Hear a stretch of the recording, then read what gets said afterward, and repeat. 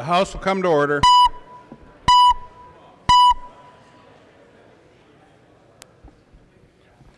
The next bill on the calendar for the day is Senate File 1647. The clerk will report the bill. Senate File number 1647, number 3 on the calendar for the day, an act relating to transportation. The gentleman from Goodhue, Chairman Kelly. Mr. Speaker, members, are we taking up the amendment? There is an amendment at the desk. The clerk will report the amendment. Kelly moves to amend Senate File number 1647, the third engrossment, and the amendment is coded RA 15-056. Chairman Kelly, to your amendment. Thank you, Mr. Speaker, members. Members, this is the House companion to Senate File 1647. As we were walking through this process, as we thought through, what we would like to do is to send this back to the Senate instead of making a small policy bill into a rather large finance bill. I think better heads prevailed, and we'd like to delete the language here and add our amendment, and then we assume we would go back to the Senate and enter into the conference committee where the work should be done. Discussion to the amendment. The lady from Hennepin, Representative Hortman. Thank you, Mr. Speaker. Would Representative Kelly yield? The gentleman will yield. The lady from Hennepin. Thank you, Mr. Speaker. Representative Kelly, so will Senate File 1647 still be the Omnibus Lights on Transportation Funding Bill after you go conferee with the Senate and come back? The gentleman from Goodhue, Chairman Kelly. Mr. Speaker and Representative Hortman, I guess that's yet to be seen, but if the Senate refused to concur, we will end up with a conference committee, and my hope would be that we would take up our language that would create our Lights on Transportation bill. Yes. The lady from Hennepin, Representative Hortman. Thank you, Mr. Speaker. Representative Kelly, then have you discussed with Senator Dibble, and is it your understanding that the contents of that bill would be what is contained in the original DE amendment, the A150760? The gentleman from Goodhue, Representative Kelly. Mr. Speaker and Representative Hortman, yes. The lady from Hennepin, Representative Hortman. Thank you, Mr. Speaker. Representative Kelly. Well, Representative Kelly, I'm wondering when we're going to have an opportunity to talk about the content of this Omnibus Transportation Lights On bill.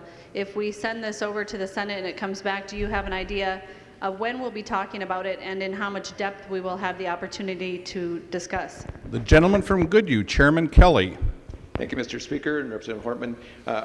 My hope would be that we would be discussing this later today. The lady from Hennepin, Representative Hortman. Thank you, Mr. Speaker. I think this is my last question. Representative Kelly, do you anticipate that we will have a full opportunity to have a thorough discussion? There are really a lot of changes in the transportation finance provisions that we have in this DE amendment that you were originally going to offer, and I think that we need to know what's in it before we vote on it. And I'm wondering if you think we'll have a full opportunity to discuss that. Is the lady from Hennepin asking the gentleman from Goodhue to yield? I am, for one last time. He will yield. The gentleman from Goodhue, Chairman Kelly. Thank you, Mr. Speaker. Representative Hortman, just as any conference committee reports come back, I believe we will have our time on the floor to discuss those and certainly look forward to that. The gentleman from Hennepin, Representative Winkler. Thank you, Mr. Speaker. Will Representative Kelly yield to a question? The gentleman will yield. The gentleman from Hennepin, Representative Winkler. Mr. Speaker, Representative Kelly, I just want to make sure I understand exactly what your intentions are with this bill. As I understand it, your delete everything takes all funding out of the transportation funding bill and replaces all that funding just with policy. And your intention is to then have the House of Representatives just pass a transportation policy bill to be matched up in the Senate with their funding bill, and then bring that back from conference, but not give any opportunity for members of the House to offer any amendments to your bill that would in any way relate to transportation finance. Isn't that the effect of what you're doing here? The gentleman from Goodhue, Chairman Kelly. Mr. Speaker and Representative Winkler, I think you've got the process down fairly well. The gentleman from Hennepin, Representative Winkler. Thank you, Mr. Speaker. Would Representative Kelly yield to a question? The gentleman will yield. The gentleman from Hennepin, Representative Winkler. Representative Kelly, so if it's your intention not to allow any finance amendments to be offered to the transportation finance bill, do you think that this could still be considered a major finance bill under Rule 4.03? The gentleman from Goodhue, Chairman Kelly. Mr. Speaker, Representative Winkler, as amended, this will not be a finance bill, Representative Winkler. The gentleman from Hennepin, Representative Winkler. Mr. Speaker, would Representative Kelly yield to a question?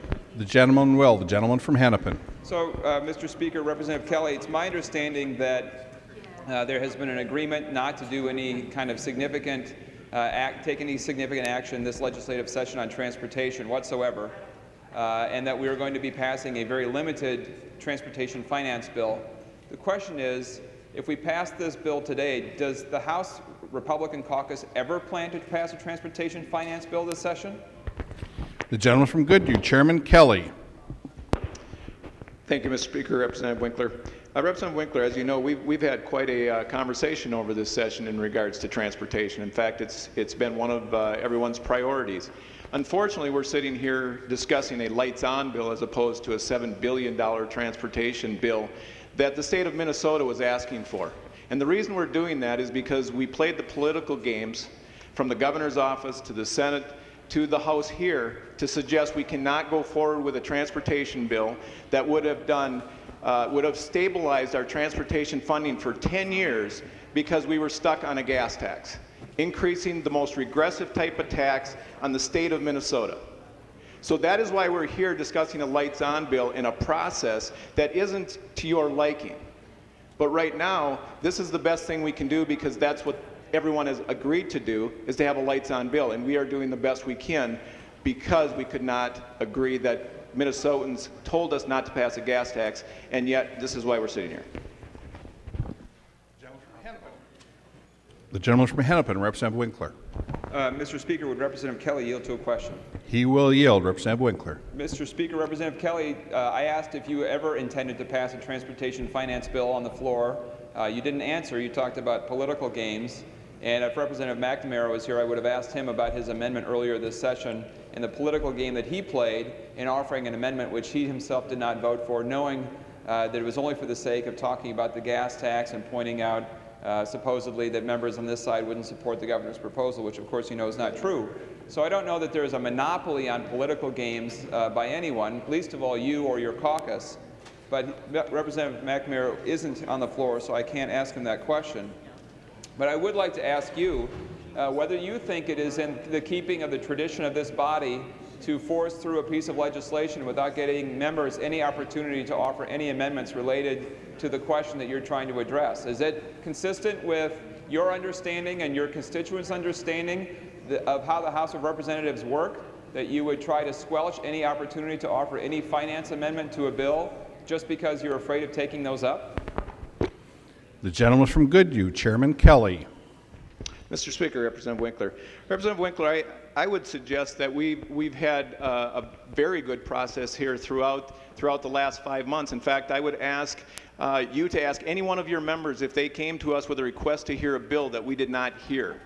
We heard 60 to 70 project bills in the last 2 weeks, Representative Winkler. So if that was not enough time for every single one of your members to have a say in the process and to vote on this transportation bill, I guess I'm not exactly sure what your suggestion for a good process would be.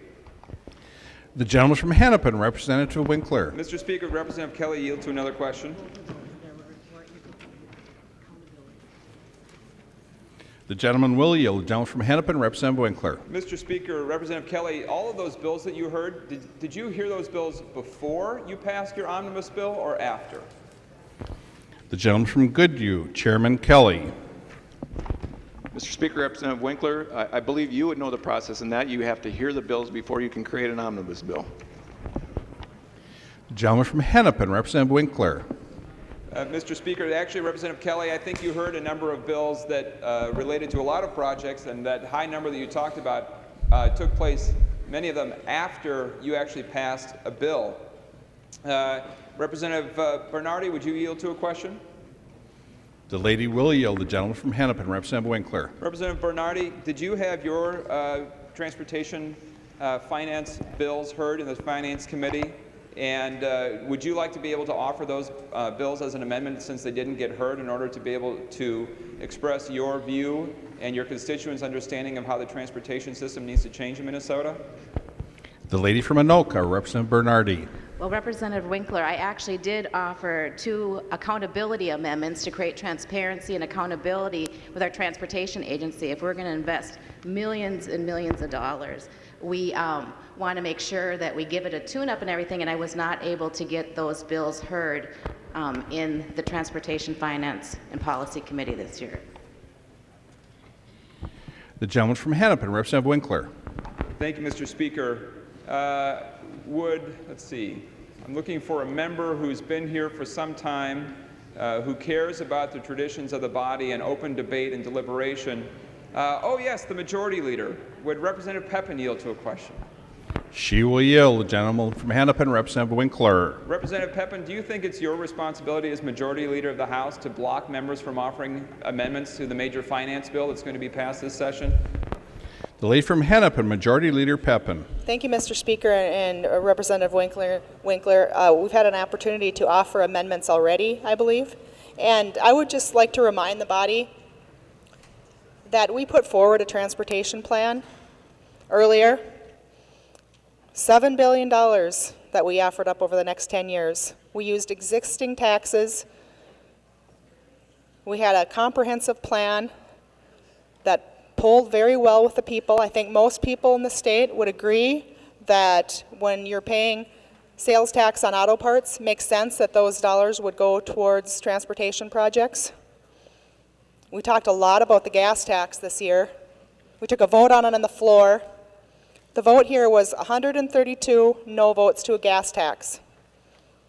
132 to 0.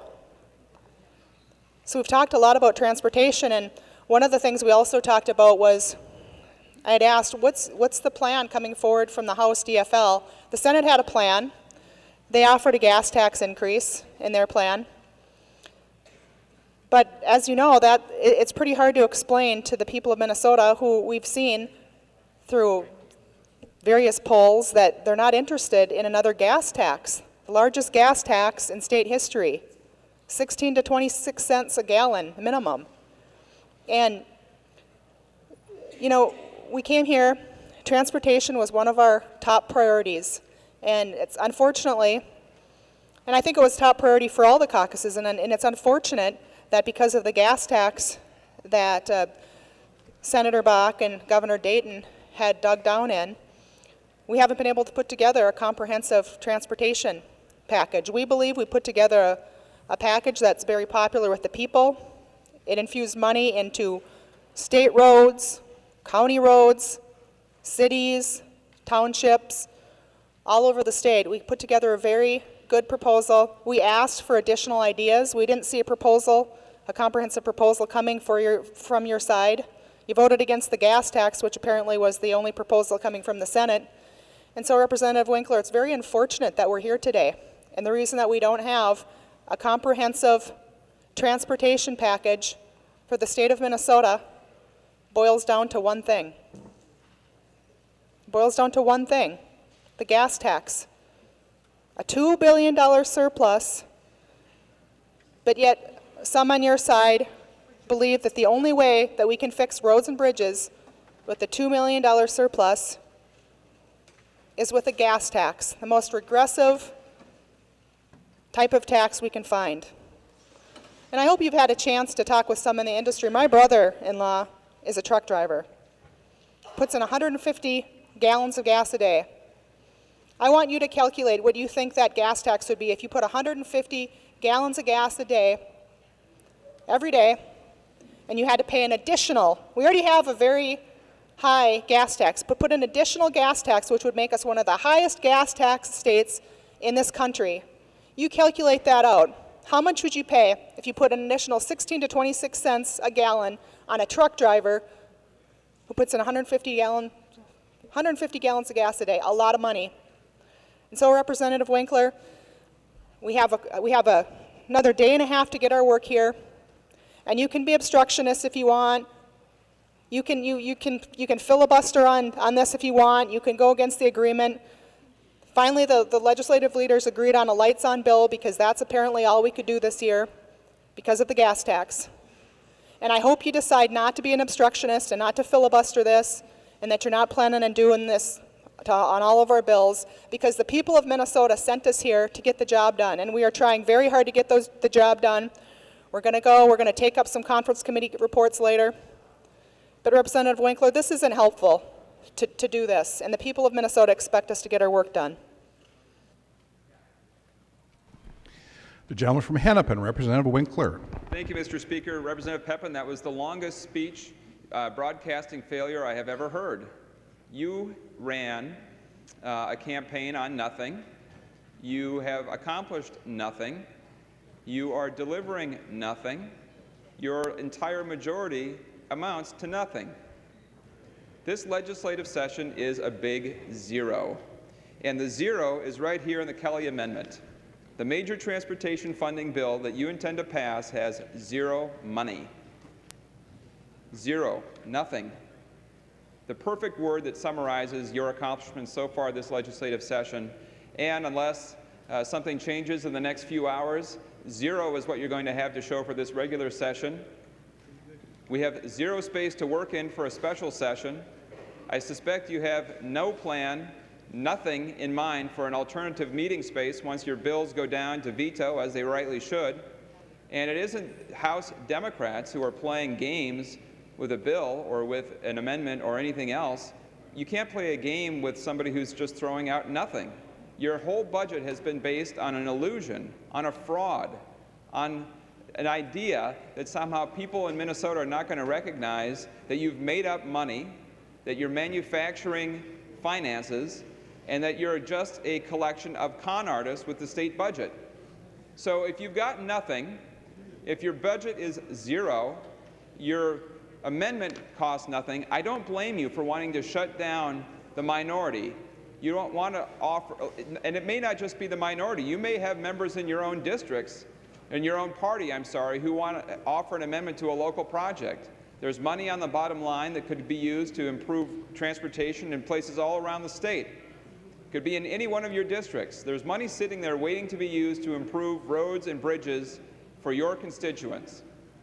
And your majority leadership is stopping you from being able to offer any amendments on the floor to represent your communities because they are afraid to acknowledge that this is the biggest zero budget, the biggest nothing bill that we have seen in recent years.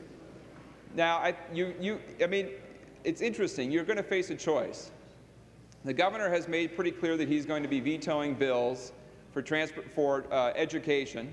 I suspect as your conference reports close, he's going to be issuing additional veto threats. And you're going to face a choice about whether to stick with a negotiated settlement you've reached with Senator Bach, or whether you're going to cave further and cave all the way to the governor and get that done so that you can leave here with some modicum of something that you can say that you've done, which is to end the session on time. But so far, your nothing budget, your nothing results are not leading you anywhere but to a special session. So if you're already throwing in the towel and failing on transportation, you're throwing in the towel and failing on taxes, why not just throw in the towel and let the governor provide something decent for the state of Minnesota and do something decent for the people in this state, rather than insisting on your nothing approach to the entire budget? Failing happens. You know, everybody has to give in here sometimes, and nobody gets it right the first time. Speaker Dowd and your caucus has an opportunity next year to try to rescue something from the flames of failure around here. You have another chance at a tax bill. You have another chance at a transportation bill. But if you keep this up, you won't have a chance for anything because you're going to force a special session on a nothing budget. And no matter what you do, even if you can shut down minority Democrats and stop us from offering amendments, you can't shut down the scrutiny you're going to get from the public that you, the party that ran on nothing, delivered nothing, and deserved nothing back from the voters in the next election. Discussion to the amendment. The gentleman from Clay, Representative Marquardt. Thank you very much, Mr. Speaker and members. And I think it's very proper, I guess, that this is the amendment we have. The first real so-called spending bill, and it doesn't have any spending. And I think it signifies the failures of the House Republican in not getting the important work done this session. We all came in here talking about transportation was going to be a top priority. There is going to be nothing to show for that as our roads and bridges get older and crumble. There will be no tax bill. And why did it happen? You know, in this transportation debate, I only heard one body absolutely say they would not compromise on something. And that was the House Republicans saying absolutely no gas tax. I didn't hear the governor or the Senate take anything off the table. They were willing to compromise. But from day one, the House Republicans took something off the table. Uncompromising, inflexible, hard-line stance. Personally, I don't like the idea that the Republican plan takes money out of the general fund. But if it had been part of a long-term sustainable funding package, I would have certainly considered that. But the other day, Minority Leader Thiessen asked Representative Krisha to say something about the education bill. His first response, no tax, no gas tax, not even 1 penny. The Republicans were unable to compromise on even 1 penny of gas tax increase, not 1 penny. And on my cell phone here, I've got a picture right here of the day we started session, and I left Dilworth and I bought gasoline. And in Dilworth, it was $1.99.9 right there. Today, downtown St. Paul, it's $2.65. So gas has gone up 66 cents since January without any tax increases, 66 cents. But the Republicans were unwilling to do a transportation bill or a tax bill because of not even 1 penny on the gas tax. So the fact that the 1 penny on a gas tax was a higher priority than everything else, our farmers who were looking for property tax relief around this state are going to get nothing. Nothing. Representative Drazkowski, I've got a quote here. Property tax relief was the #1 thing we're going to provide it. It's a high priority. But it wasn't a high enough priority in comparison to just 1 penny of gas tax. By the way, 1 penny of gas tax would cost the person about $6. I wonder how much those farmers would have saved with a property tax relief this year. I think we should go out in rural Minnesota and ask our farmers out there who, by the way, don't pay the gas tax. And we'll ask them, what would you have rather had? 1 penny increase on the gas tax or property tax relief? I mean, can we have them both? I wonder what they would say out there. And the fact that we couldn't do 1 penny of gas tax because of your uncompromising, hardline, belligerent, inflexible position, none of the cities will get an increase in local government aid. The lifeblood to help lower property taxes. But not allowing 1 cent on gas tax was a higher priority than providing some local government aid. There's going to be no middle-class tax relief because the Republicans said not 1 penny in a gas tax. We just simply can't do it. There's no property tax relief at all. There's going to be no oil train safety in there. And you know what kind of really irks me about this is that I really respect the wisdom of my parents and grandparents. And back in 1956, your parents and or grandparents overwhelmingly, by 82% yes vote, voted to put into our Constitution a dedicated, separate funding source for transportation, which included the gas tax. That's been around for 59 years. Our parents and grandparents knew that you needed a sustainable funding source. They also knew you kept it separate from education, all those other things. But oh no, the House Republicans, you're acting like 16 and 17-year-olds who all of a sudden think you're smarter than your parents. Then when you come back from college, you realize how much smarter they got all of a sudden. They knew how that worked. And our parents and grandparents knew what they had to do to make sure we had a good transportation system. They left us with an excellent transportation system. We should follow their wisdom and advice and do the same. So when people ask, why didn't we have a transportation plan? Why did we have this huge failure? Why didn't we have a tax bill? It was because the only body that simply drew a hard line and would not compromise on anything was the House Republicans. Threw it all away over even 1 penny on a gas tax. No gas tax. Even 1 cent that was part of something. So our farmers are going to see their property tax go up. Here with a $2 billion surplus, our cities, residents aren't going to see any relief with increased local government aid. It's unfortunate, but I think all we had to do with this one was really follow the lead and our wisdom of our parents and grandparents to guide our vote. Discussion, the gentleman from Nicollet, Representative Johnson C. Thank you, Mr. Speaker, and I want to follow up on Representative Marquardt. I don't claim to be the orator that Representative Marquardt is, but I can tell you that the folks in my district are deeply disappointed today. I just received an email from one of my constituents, you know, we sent you to get the job done. And if that constituent saw the bill, this one-page bill, this is the transportation bill, I think it's beyond laughable. It seems to me on the, the legislative process as a relatively new member, and I consider myself a citizen legislator, is that inherently involves compromise. That we saw the governor's plan. The governor's plan, by the way, where I live, was very popular, very attractive, because when he presented his plan for funding transportation, he came to Mankato, and he provided a list of the projects that would get done. And one of those projects is a project that people in my county have been waiting 50 years to complete.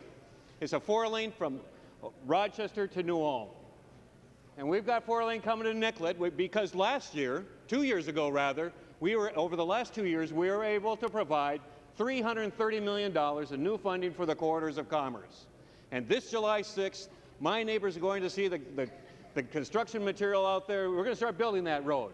It's ready to go. People are excited. It'll end in Nicollet, and it was interesting in Nicollet, Minnesota, there was a dispute over the intersection there. And I learned a lot from my constituents. My constituents said time and again, do it right. Do it right. And I think what I heard in my part of the country is that we want to do transportation right. I thought the governor's plan was probably the best plan out there to do it right, and he demonstrated the projects we could expect. The Senate had a slight variation on that plan. And the House had a whole other way of looking at it. And I tell you, I looked at that plan. I talked with Representative Petersburg a lot about it. After that plan was passed, after the Omnibus bill was passed, both in committee and in this body, I talked to both the chair of the committee and the vice chair of the committee and said, I'm ready to work with you, because I saw that as part of a compromise. I assumed that the final transportation bill would have some elements of the House version, some elements of the Senate version, and some elements of the governor's plan.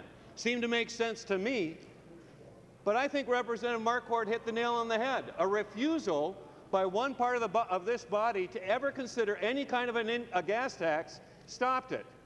And that gas tax, the key part of that is it's constitutionally dedicated.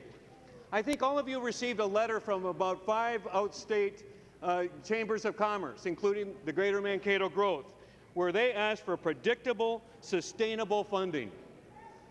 And when they're talking about the most predictable and sustainable funding is that which is constitutionally dedicated funding. And yet we saw no effort at all in this body to include in this final compromise at least some sustainable funding constitutionally dedicated. As we worked through the process, I kept thinking, I'm nearing retirement. I'm excited about that. Retirement from my job, not from here. And anyway, and as April and I are putting together our retirement package, we're aggressive in some of our investments and we're very safe in other investments. And it seemed to me that I started seeing the investment in this 10-year program to build roads and to provide transportation in Minnesota as kind of that kind of long-term sense. And it seemed to make increasingly made sense that some of those have to be just rock solid, the workhorse. And we all know the gas tax is the workhorse, as is the sales tax when you buy a new car or a used car. That's the workhorse, and that would be part of a long-term plan, wouldn't it? That's the conservative part of it. A conservative would say we got to have that rock solid. And then some of the proposals in the House bill seem to be a little more liberal, that they might last a while. We're in a surplus right now. Maybe that dedicating the sales tax would last, but of course we look back 10 years and various funds have been rated over the years, and one could anticipate that could be rated. That wouldn't be as sure. But I said to myself, well, we might not be able to have a full, solid plan like I would prefer, but certainly a compromise that would involve both types of funding made good sense for Minnesota. We're talking about transportation, we're talking about commerce, and I think rural members, this is so critical, and I think you guys know this. You folks who live out in the countryside, I think you know this. Our roads are critical, whether it be farm to market, or I like to talk about the corridors of commerce, because that's the kind of that's what Highway 14 is about. There's an opportunity in Minnesota, and Minnesota knows it. We certainly know it down in my neck of the woods, that along the Highway 14 corridor from New Ulm to Mankato to Owatonna to Rochester, there's opportunity for economic development and economic growth. The kind we haven't seen in my lifetime there. There's an opportunity now, but we need the infrastructure to enable to do that, and a 4-lane highway is part of that. But not funding those, we miss that opportunity. And we miss that opportunity across the state, whether it be in Willmar. I'm thinking about Willmar. Representative Baker, I actually drove down to Willmar to check out the highways because I knew there was a challenge with that. And I think Willmar's the kind of town that's got a lot of possibility, just like my hometown of North Mankato, given a 4-lane highway. I like to say about New Ulm, Representative Torkelson's not here right now, but you know, you give New Ulm's an energetic town. I've said this before, but we know this. You give New Ulm a 4-lane highway, let's see what they really can do. So what we're doing is we're foregoing economic development across the state. And we're basically almost surrendering the economic development to the Twin Cities where we have that sort of infrastructure. I think it's a huge mistake. I'm surprised that the rural members on the Republican side couldn't go home and talk to those farmers that Representative Marquardt was talking about. We've all talked to them, especially if you live in the L, where there's relatively high-valued farm property, and we're building schools. A lot of my farmers are paying as much as $5,000 to $10,000 a year to build new schools. And Representative Daskowski did have a tax relief bill for that. They were looking forward to that. And so I started thinking, well, part of this compromise is this tax cuts along with transportation, that certainly we could trade off things like the ag land tax cut. There was talk about some lowering property taxes for all of Main Street, Minnesota. I think all of our Main Street businesses would have appreciated that. That could have been maybe part of that tax deal. Or middle-class tax cuts. How about that child care tax cut that any family who's paying for child care knows that they need some relief with? Couldn't there have been some kind of a package put together along with some of this with increasing some of the constitutionally dedicated funds? Kind of a trade-off. That seemed to make sense, but no. And it reminded me of when I observed this body as a citizen, when we heard no new taxes. And I watched those budgets over the last 10, 15 years, budgets built on no new taxes, meant deficit after deficit, raiding funds, shifts, borrowing from schools, the mess that got us into, and we finally got ourselves out of the last couple of years.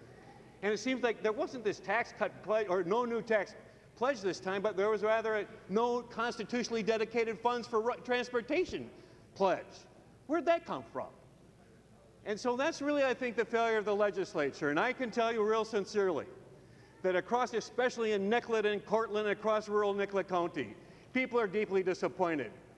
Because when you talk to my neighbors whose kids are driving on Highway 14, there's a high school on Highway 14, whose kids, they say, don't take that road, it's too dangerous.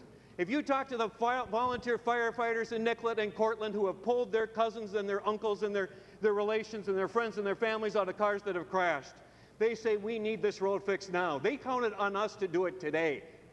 And what do we have? We've got a one-page bill with not a nickel on it of hope for Highway 14. And so it's a deep disappointment. I can't, it's hard to express how deep that disappointment is where I live. It's a matter of commerce, but as I've always said, it's also clearly a matter of safety.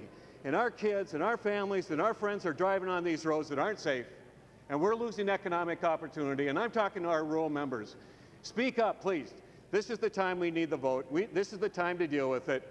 And I'm just deeply disappointed with this, and so those are my sorrows today. The collective sorrow of Nicollet County I'm feeling today, because those deaths on that highway have affected us all, and we're not making a bit of progress today, and it's a deep disappointment, I think, for all of Minnesota. They expected us to get the job done, and they expected us to do it right, and we're not doing that. Thank you. The gentleman from Blue Earth, Chairman Cornish. Mr. Speaker and members, well, Representative Johnson, you wanted to hear from your rural members. I don't want to pay one stinking dime more of gas tax. I'm one of those that doesn't want to pay 1 cent more of gas tax. And boy, you come from a different world, just across the border. I drive 20 miles to get to your district. Spinner's Bar is in your district, North Mankato. You walk in there and tell them you want to raise your gas tax, they're going to throw you out of there. Circle Inn's another bar right down. Dino's Restaurant, the American Legion. Go in there and tell you want to raise their gas tax. Those working stiffs, construction guys that come in from work, they think you're nuts. I don't want to pay any more gas tax. It's a regressive tax. And back there, if you're listening in Mankato, Good Thunder, Mapleton, any of my towns, I'm not coming back paying 1 cent more of gas tax. I'm sick of it. You've been praying for the gas prices to go down. I'm sure as heck not going to raise them on you, and I'm proud to take that statement back. You folks own this gas tax. You come up with the idea, it's on your backs, not ours. And I don't want to pay any more. I'm sick of it. And as far as Greater Mankato growth, he mentioned being for a gas tax. There hasn't been a tax or a referendum that Greater Mankato growth hasn't supported. They are for metro complexes, sports complexes. They supported the school referendum. Any tax you throw at them, it shouldn't be Greater Mankato growth, it should be Mankato greater growth.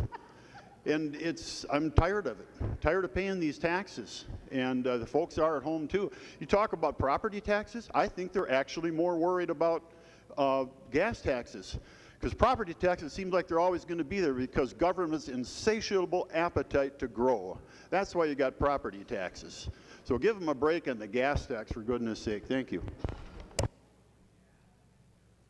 Gentleman from Hennepin, Representative Freiberg. Thank you, Mr. Chair. Mr. Speaker, so I was looking at the amendment that got handed out earlier containing what was apparently going to be the transportation package, and it includes $5 million from the general fund for rail safety improvements. Now, $5 million is obviously inadequate to tackle a huge statewide issue like rail safety. I mean, what would that buy you? Maybe a couple of bridges? But hey, you know, at least it was something. Now I see the current amendment, which has squat in it for rail safety. Nothing. This is a huge issue that people all over the state care about. Now, Representative Carlson and I attended 2 meetings in Crystal, each of which had approximately 200 people in it, and every one of whom was very concerned about a proposal to redirect freight rail traffic, potentially containing volatile Bakken oil, through the communities that we represent. People care about this issue, and they're watching what we're doing here. Now, a couple weeks ago, the transportation chairman was quoted in the Pioneer Press saying that his party has, quote, no specific oil rail safety plan. No specific plan for rail safety, and that is really reflected in this one-page bill. He went on to say that by the deadline he expects railroads to step up with plans to improve safety. Now, at the time, I thought that was laughable. Do we really expect giant corporations to step forward to be taxed more? I mean, if I were them, I probably wouldn't bend either if I knew that a legislative majority is so beholden to corporate interests that they won't tackle an issue as critically important as rail safety. This has to be the least visionary transportation plan I've ever seen, and I hope everybody will vote no on it. The gentleman from Blue Earth, Representative Considine. Thank you, Mr. Speaker. I hadn't really planned on talking until Representative Cornish brought up Mankato. Mankato has enjoyed a tremendous amount of growth, and it has been because there is cooperation between the public and private sector. We have the lowest unemployment in the state, we had the highest wage increases, and we have been going through a renaissance because we have cooperated with each other. I've actually said this to a couple of your members now. I don't believe that the Republican leadership ever had any intention of passing a tax bill or a transportation bill. You fed the gas tax to your more rabid members, got them on board with that, but now you're keeping things just the way they are. So the economic stability that was brought on by the House DFL and the governor in the last session is still intact. You are still reaping the benefits of the surplus, which again you'll have next year thanks to failing to pass the tax bill. I think this is really devious, and I'm upset with it, and I will be voting no. Thank you. Discussion to the 056 amendment.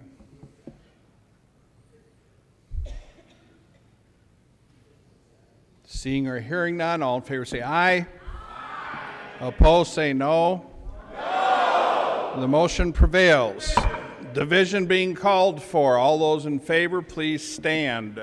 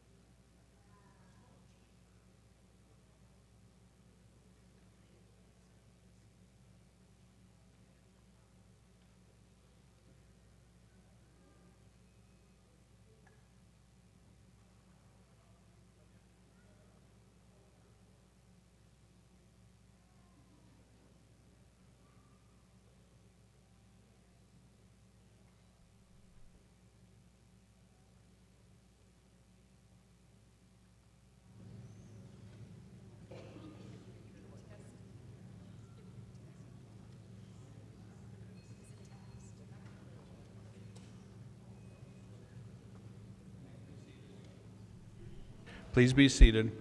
Those in opposition, those voting no, please stand.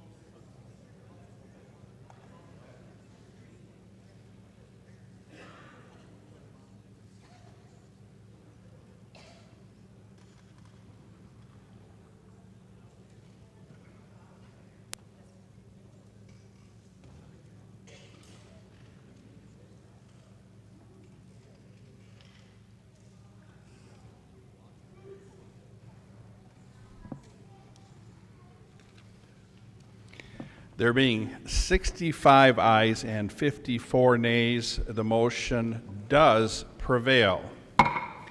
There is an amendment at the desk. The clerk will report the amendment. Yaruso moves to amend Senate File Number 1647, third engrossment as amended, and the amendment is coded RA 15-048. The lady from Ramsey, Representative Yaruso. Thank you, Mr. Speaker. This amendment is to establish a sound barrier along US 10. This is in an area where this is kind of unusual for sound barriers. These are not people that moved in next to the highway. The highway moved in next to them with the relocation of US 10 a number of years ago. And we, in the Transportation Committee, we heard quite a number of people who have issues surrounding US 10, kind of all the way along.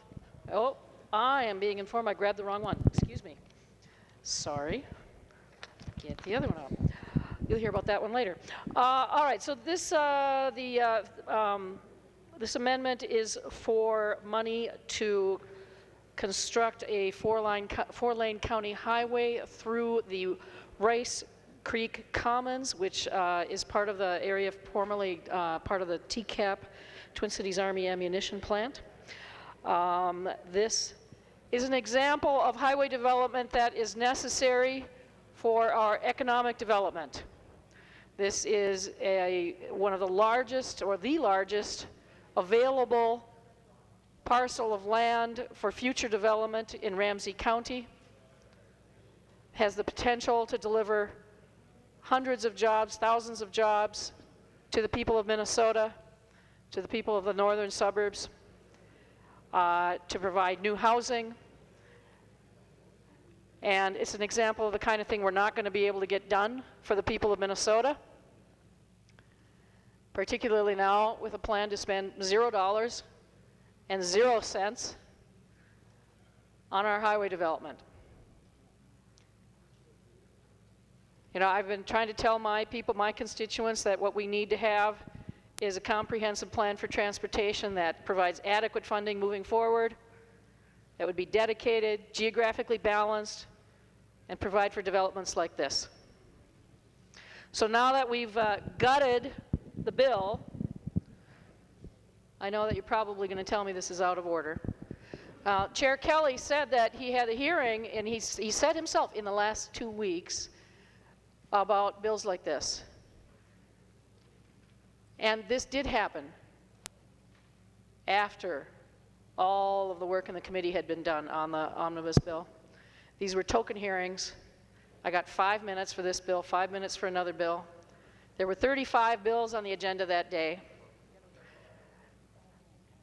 If they don't roll it. This can't really be taken as a serious effort to have a true public hearing with fair consideration of the merits of these local projects.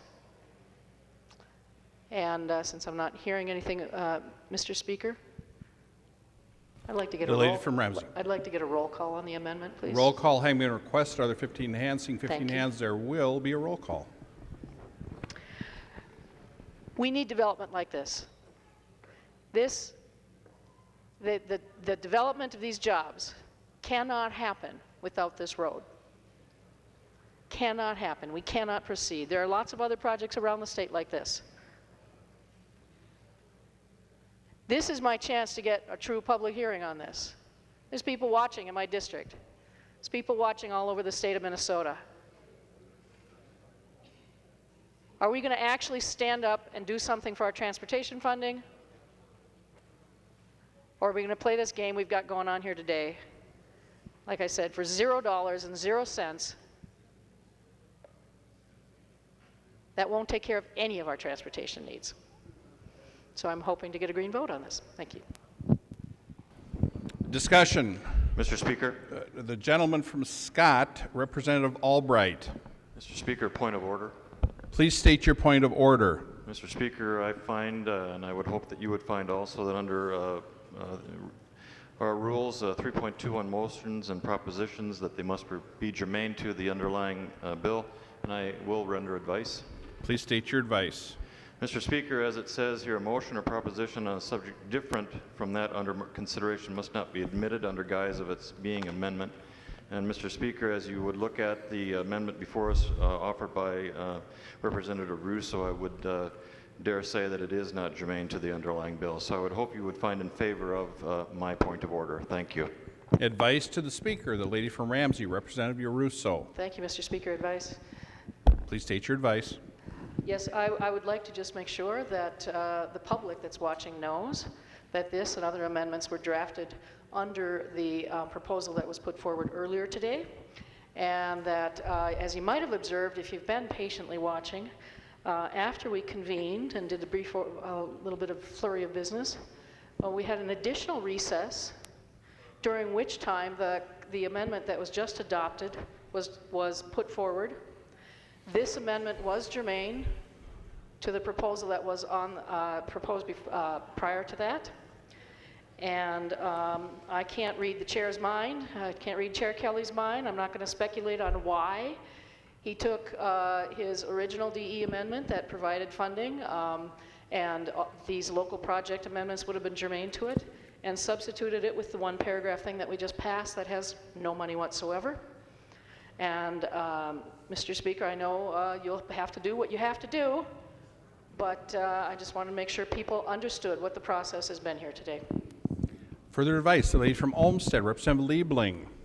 Thank you, Mr. Speaker. Well, as I'm looking at the rule, it says a motion or a proposition on a subject different from that under consideration must not be admitted under the guise of its being an amendment. Well, I would submit to you, Mr. Speaker, and to the members that this amendment is exactly on the subject under consideration. I have never seen in my now over 10 years in this body, I don't recall ever seeing a maneuver like this one where a majority attempts to take a finance bill and make finance amendments not germane to it by taking all the financial provisions out. The subject of this bill, notwithstanding that the guts of it have been replaced now and that there's no money in this finance bill, nevertheless, it is a finance bill. The discussion on this floor has been all about transportation finance.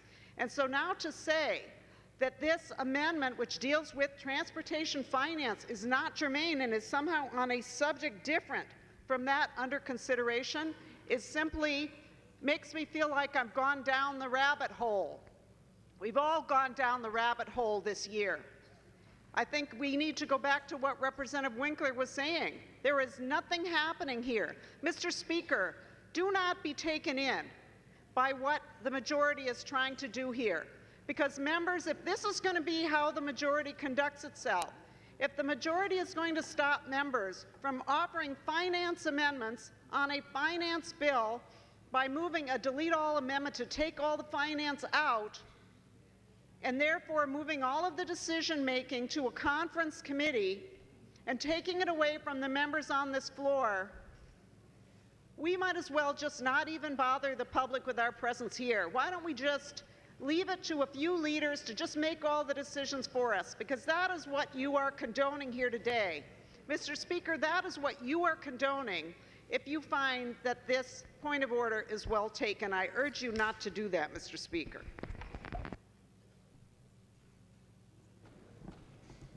Further advice?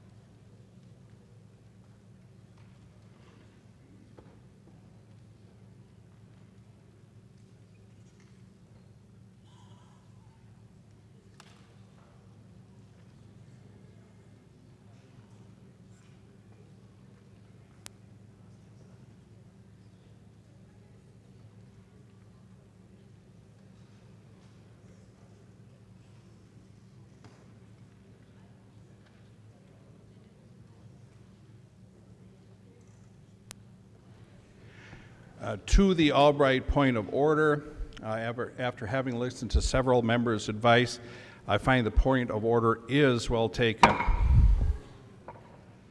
There is an amendment at the desk. The clerk will report the amendment. Yaruso moves to amend Senate File Number 1647, third engrossment as amended. The amendment is coded RA 15-047. The lady from Ramsey, Representative Yaruso. Thank you, Mr. Speaker. This is the one I started to describe earlier. This is for a sound wall for a group of people who have been patiently pursuing this idea for over 20 years. As I mentioned, this is a case where the highway moved in next door to them. It affects hundreds of people that live along this stretch of the highway. We waited very, very late in the session to receive a very perfunctory hearing. It was heard long before that in the Senate. And the people in my district are going to be extremely disappointed that this is how the process has turned out, that we do not have the opportunity to bring forward bills of local importance and expect to get any kind of fair consideration for them in the transportation funding. And considering the ruling of the Speaker for the last amendment, I will withdraw this amendment and express my deepest disappointment in the process and the lack of opportunity I have had to go to bat for the people of my district. Is the lady from Ramsey withdrawing her amendment? Okay, the amendment has been withdrawn. There's an amendment that the desk clerk will report the amendment.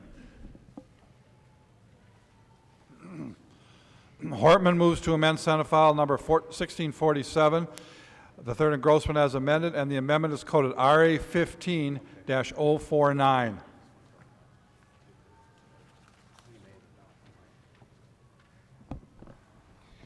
The lady from Hennepin, Representative Hortman.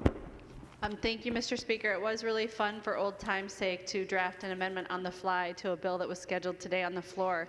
But out of the interest of hopefully working bipartisanly on this topic next year, I will withdraw my amendment. The lady from Hennepin withdraws her amendment. There's an amendment at the desk. The clerk will report the amendment.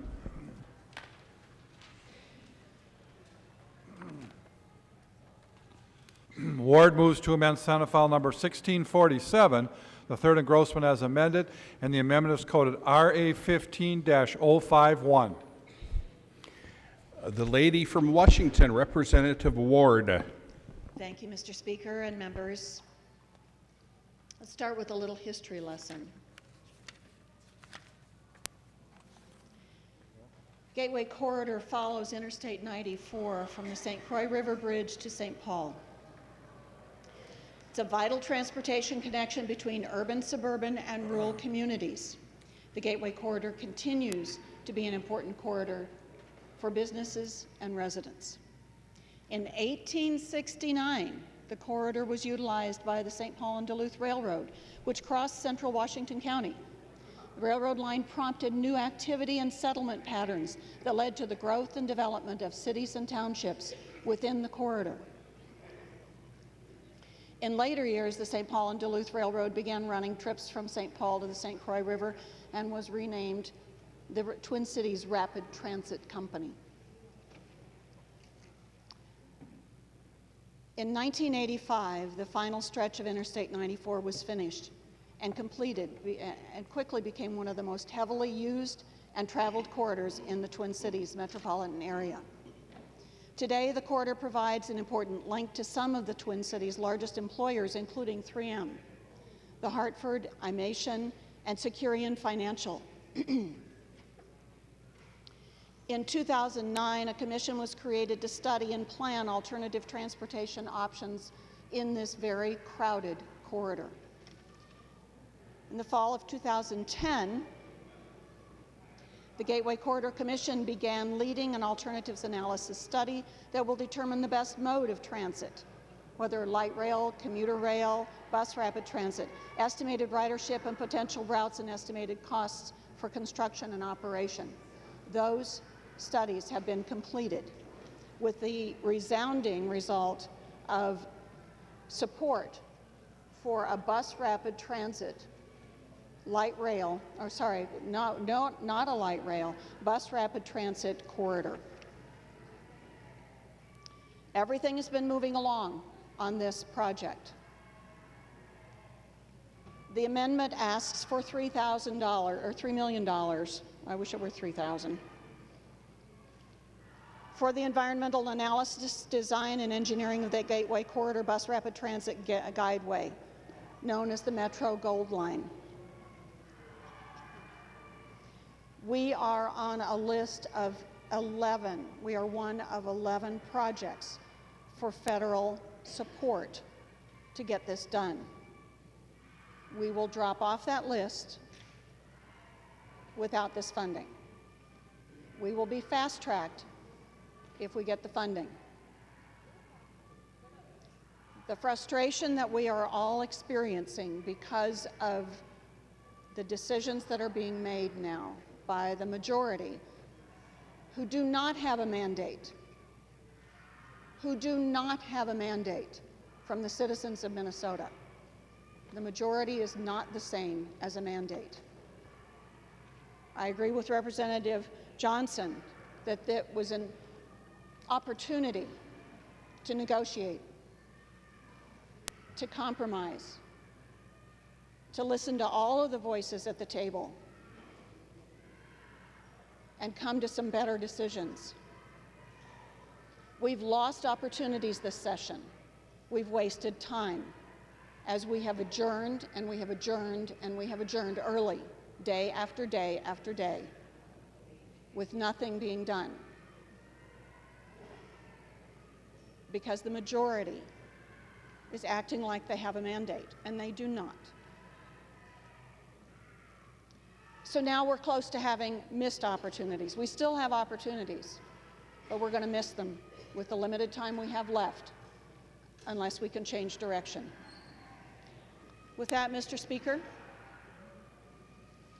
I withdraw the amendment. The amendment has been withdrawn. There is an amendment at the desk. The clerk will report the amendment.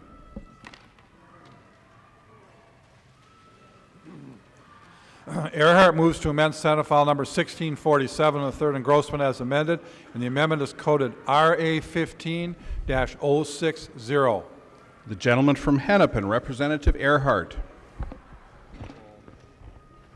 Mr. Speaker, I thought that had been withdrawn. I'll make some snotty remarks after this bill is passed. Thank you. The amendment has been withdrawn. There is an amendment at the desk. The clerk will report the amendment.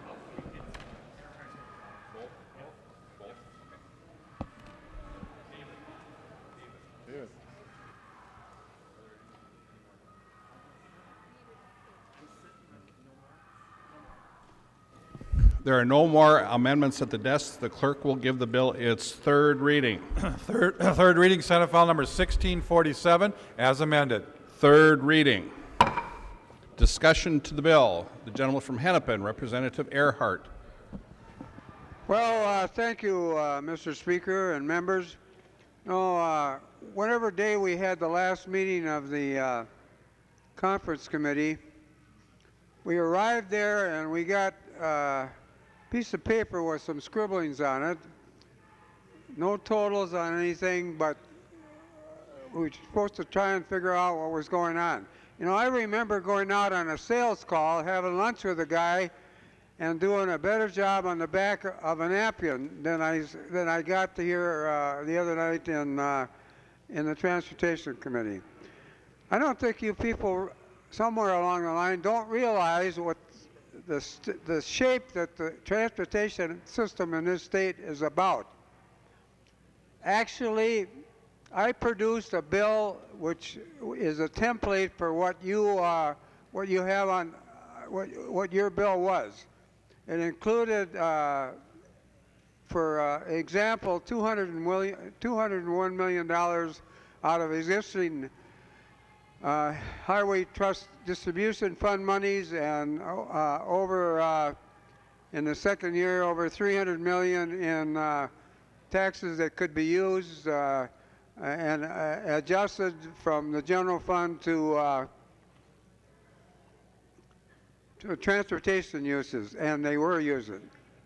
And then and I held it back for a long time until Howe figured out that there was some money out there, and he came up with a single bill, and then I released mine, and it came through with the biggest bill that was put forth this year.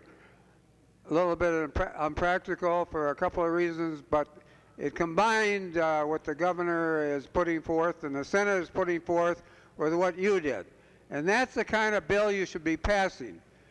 Your $6 billion is not going to do Highway 14, and it isn't going to do the $3 billion worth of requests that you had in, and it'd probably double if actually we'd be looking at a list that's necessary.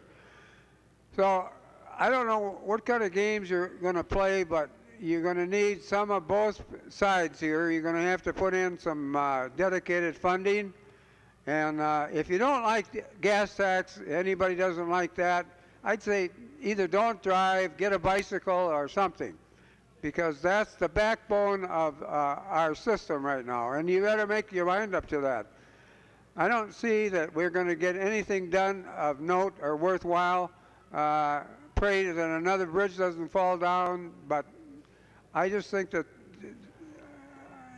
you've got a long ways to go in your thinking about what this state needs as far as transportation needs. So I would urge people around and about to vote no on this. Thank you. Gentleman from Ramsey, Representative Isaacson. Thank you, Mr. Speaker, and I dedicate this to Representative Anzels. I wanted to share with you that, this last part of the session, much like the frustration that Representative Russo shared, I'm frustrated because I've been trying to get a bridge or some construction work done in my district on roads, some opportunity to really fix and help an area that is in desperate need of being remodeled for around 20,000 jobs that exist within a mile of this intersection on the Wright Street Bridge.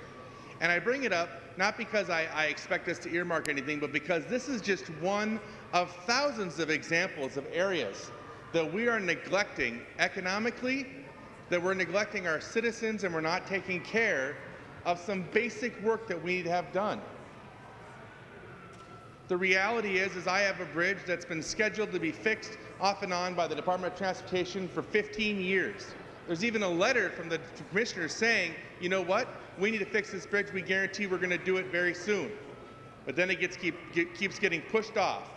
This is an area in which people are waiting for a very long time after work, up to a half an hour just to get on the road that gives you access to the bridge to get on the interstate. Not to mention the fact that we have 6 lanes dropping into 1 lane in one direction, or 2 lanes, causing an incredible backup. It's like a huge pinching point up in the Northeast Metro. But my opportunity to have that conversation and share with you the importance that this has, not only for my citizens. You talk about little Johnny. What about little Johnny's parents that are trying to get home from work? What about little Johnny's parents that have to sit in traffic for an extra half an hour before they're able to get home from work, or leave an extra half an hour early? There are a lot of folks out there that are hardworking individuals. In my area specifically, we have a ton of them that have to use this area to get through, and we're not even giving it a chance to be heard. We had one token hearing, it lasted 5 minutes, but that was after the Omnibus bill went out. There was another opportunity here, a golden opportunity for us to actually have a discussion, to talk about how important these areas are to each one of us and what we can do to make it a little better. But instead, we're not going to hear it now. So I'm really disappointed by that, and I hope that you will vote against this bill. Discussion. The lady from Dakota, Representative Mason. Thank you, Mr. Speaker. Members, this was supposed to be the year of transportation. Instead, it's been the year of the bizarre, the unusual. A little history. We have been underfunding our transportation projects for decades. Our roads are becoming more and more congested. Our infrastructure is aging out. You've heard that again and again. They're aging out. We are at the end of the road. We're not meeting the needs of our population, be it safety, be it access. So to go from a no transportation bill to a lights out bill to whatever you want to call this amendment, to say it's just totally unacceptable, it's just awful. Other states, other countries are investing in transportation. We are falling behind. You've got to understand that we need to be investing in our transportation. It's critical. We have to do better. I'm going to be voting no on this amendment, or bill, whatever you want to call it. Again, it's bizarre. Please vote no. We need to get a serious transportation bill out this year. Thank you. The gentleman from Washington, Representative Schoen. Thank you, Mr. Speaker. And I'm not sure, this is going to be a finance question. I'm not sure if Representative Knobloch is around. Oh, there he is. Would Representative Knobloch yield to a question? The gentleman from Sherburne will yield. Representative Knobloch. Representative Schoen. Thank you, Mr. Speaker. Representative Knobloch. So the way I understand it, if I'm looking at the spreadsheet correctly, how much are we putting back on the bottom line then, since we took every single dollar out of the transportation package in the House proposal, or that's what's going to happen here today? How much do we have? How much is going back into the bottom line for the entire state budget? The gentleman from Sherburne, Chairman Knobloch. Mr. Speaker, Representative Schoen, well, this bill, I don't know that it takes anything out of the bottom line or adds anything to the bottom line. We already have a transportation bill that has passed the House. That transportation bill met the target, and as you know, underneath the rules, any legislation that has passed either the House or the Senate is eligible for inclusion in a conference committee. Mr. Gentleman Speaker. from Washington, Representative Schoen. Well, thank you, Mr. Speaker. And if Representative Knobloch would continue to yield? The gentleman will yield. The gentleman from Washington.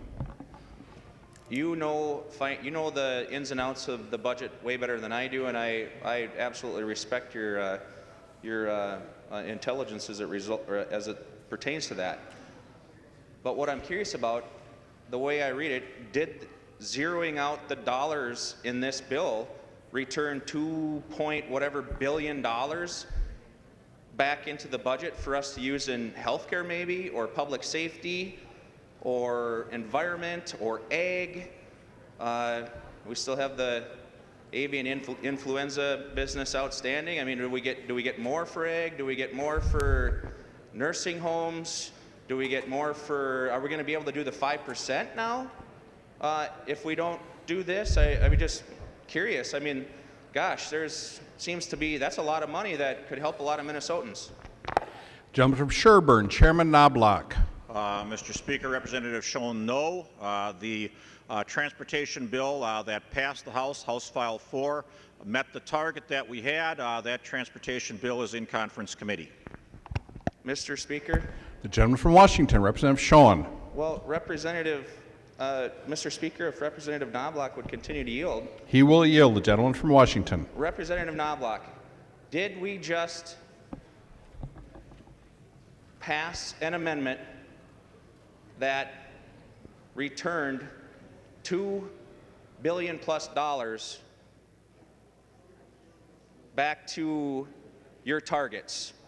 Do you now have $2+ billion as a result of this amendment that would be able to be used somewhere, either in transportation or somewhere else, after we vote on this today? Gentleman from Sherburne, Chair Knobloch.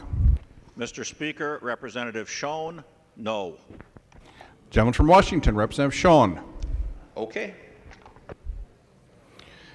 The lady from Olmsted, Representative Liebling. Thank you, Mr. Speaker. I'll pass.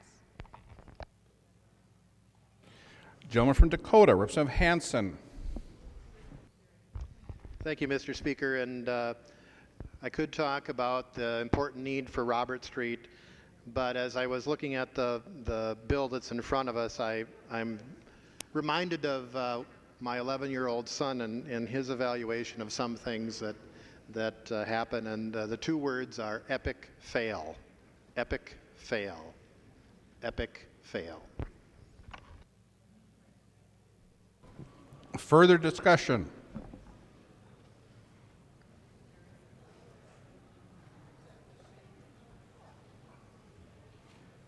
The clerk will take the roll on the bill as amended.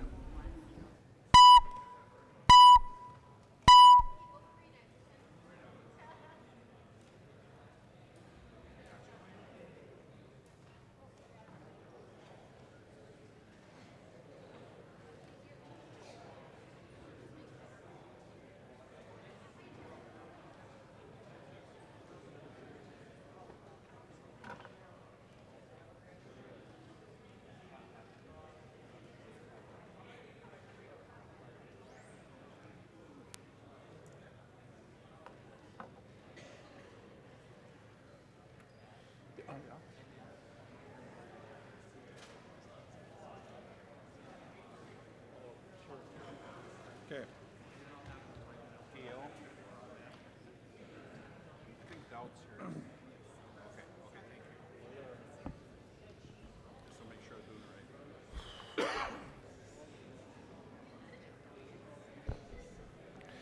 The clerk will close the roll.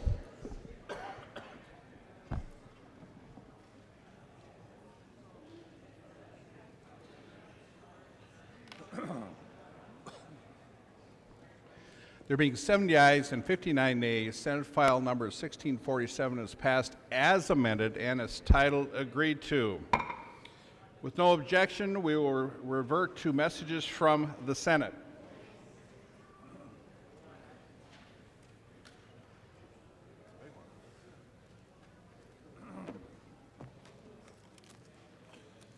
Mr. Speaker, I hereby announce the Senate has concurred in and adopted the report of the Conference Committee on Senate File Number 5, an act relating to higher education.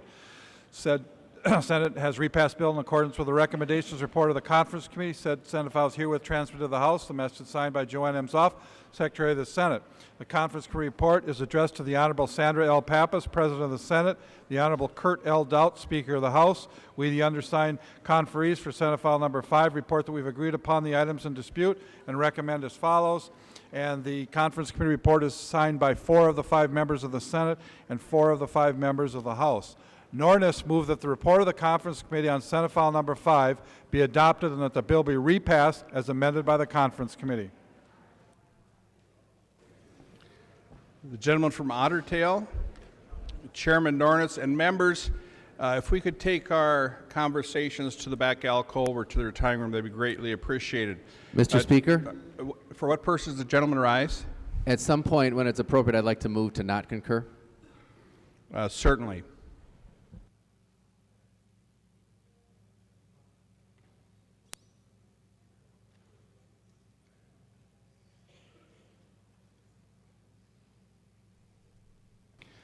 Would the gentleman from Hennepin like the author to explain the bill first, or would you like to make your motion now? You can.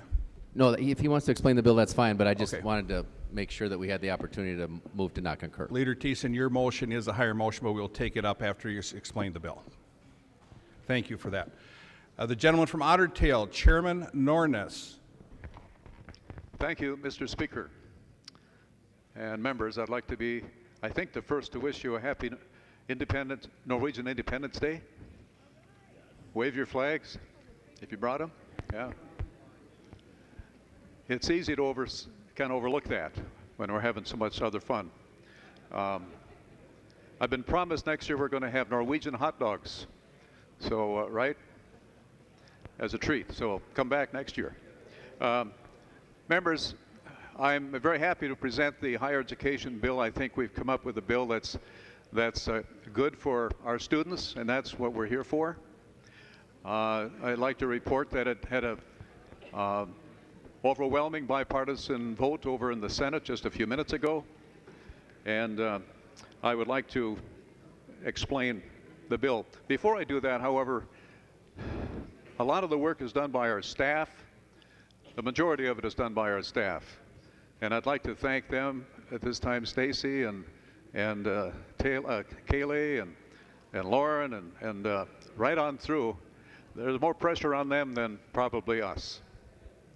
And the conferees did an outstanding job, both on the Senate side and the House side. I think we met 3-4 times, and each time had a progressive process. Marion O'Neill was one of our members over here on this side, Drew Christensen, Glenn Grunhagen, and we also included Gene Pulowski, who was a valuable part of that team. We asked him a couple of times to respond and give us some input. So we had a target of $166 million. And of that 166 million, 30 of it was specifically designated for the University of Minnesota Medical School. As directed by Governor Dayton, that was one of the requirements as we got closer to our bill being wrapped up. But that was a requirement. So that, with that out of the equation, we then were able to, in this bill, first of all, for the University of Minnesota, add another $22.2 million that goes towards student tuition relief. We have $1 million in this bill, again, going to the university for Alzheimer's research.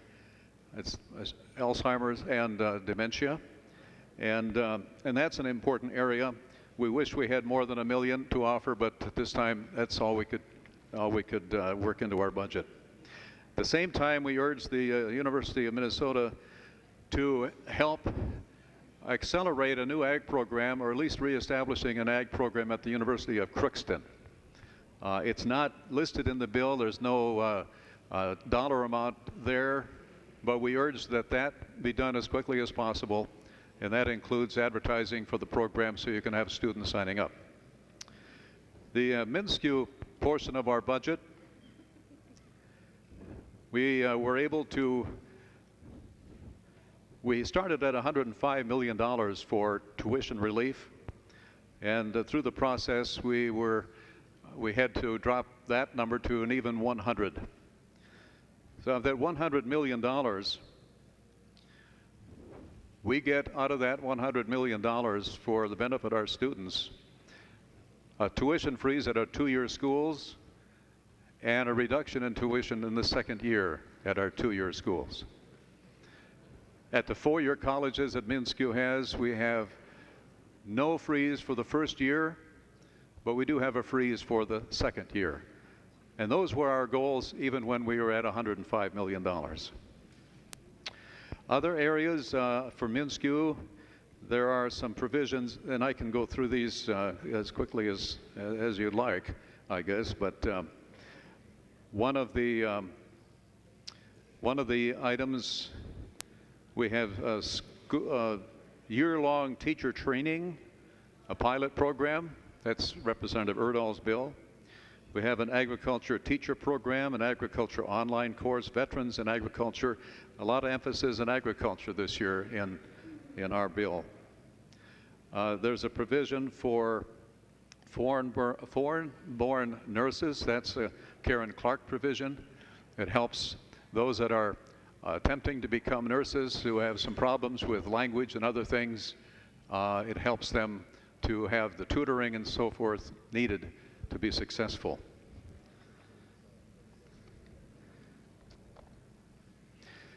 Another area that I think we all would agree is important, and that's the spinal cord injury and traumatic brain injury research. We were able to fund that at $1 million. And you might say that's not enough, but it's, they've been working for maybe 5 years or more. And finally, we have a little money that they can begin to have some hope.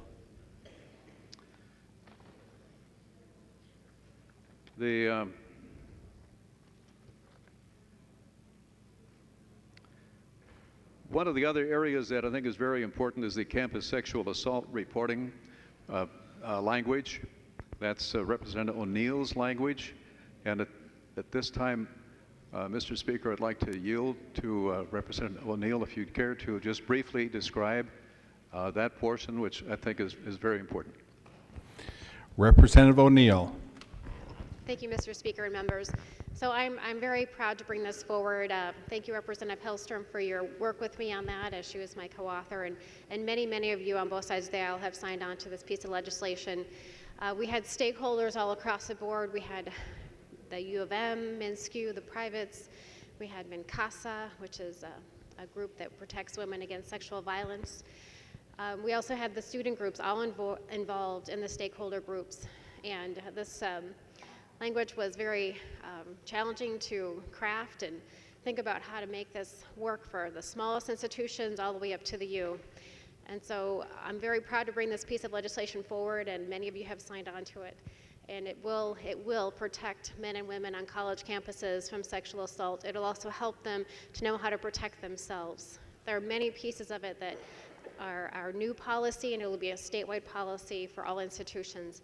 So just some of the highlights would be that this policy affects students and employees, and it covers all incidences on their property and anything that that university would own as well or lease.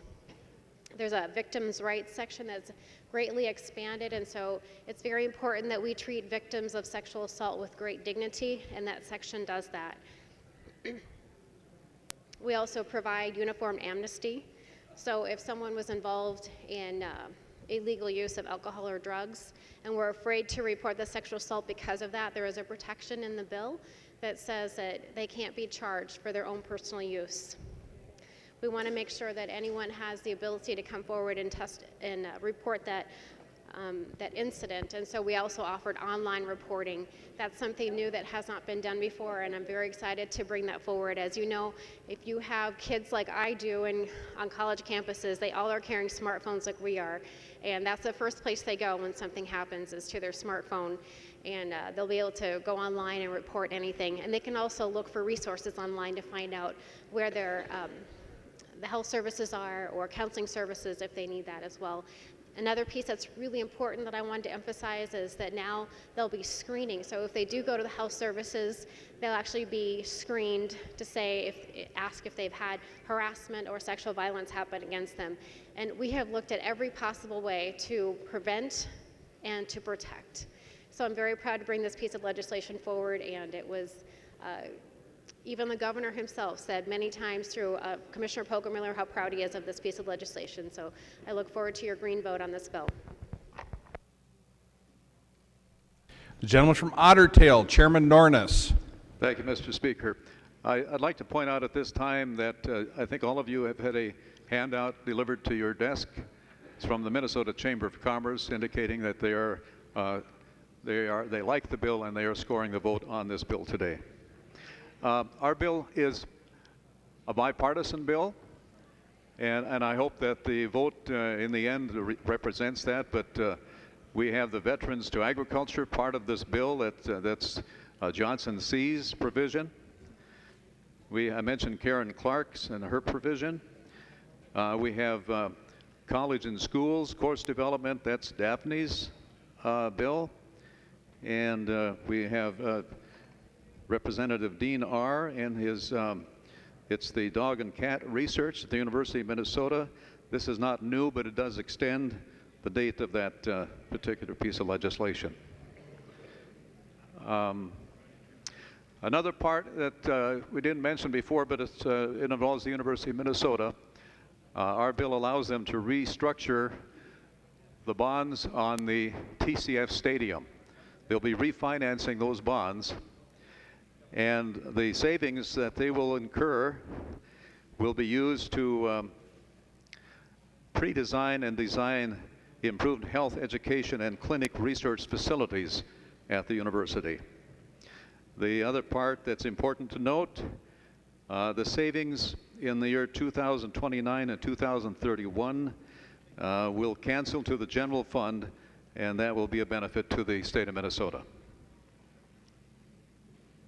We raised the caps on the state grant program equal to the highest tuition and fees charged by public institutions, and that's something, again, that helps many students here in Minnesota. We hope that in the end, we're going to be able to help students again to keep their their cost of education down. That helps all Minnesotans, not just the students, but the families that are paying the tuition. And we did have an amendment last night that, again, sends a message to the university of how they can be creative. And at this time, Mr. Speaker, I'd like to ask Representative Gruenhagen to yield, please. Representative Gruenhagen. Oh, thank you, Mr. Speaker.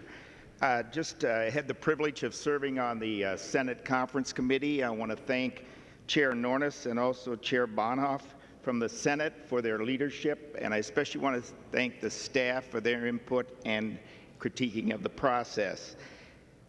This represents a bipartisan bill. Senator Bonhoeff took some of my ideas on the enhanced performance benchmark, and I sincerely appreciate her understanding in that area. Also, several of the amendments that I offered were adopted.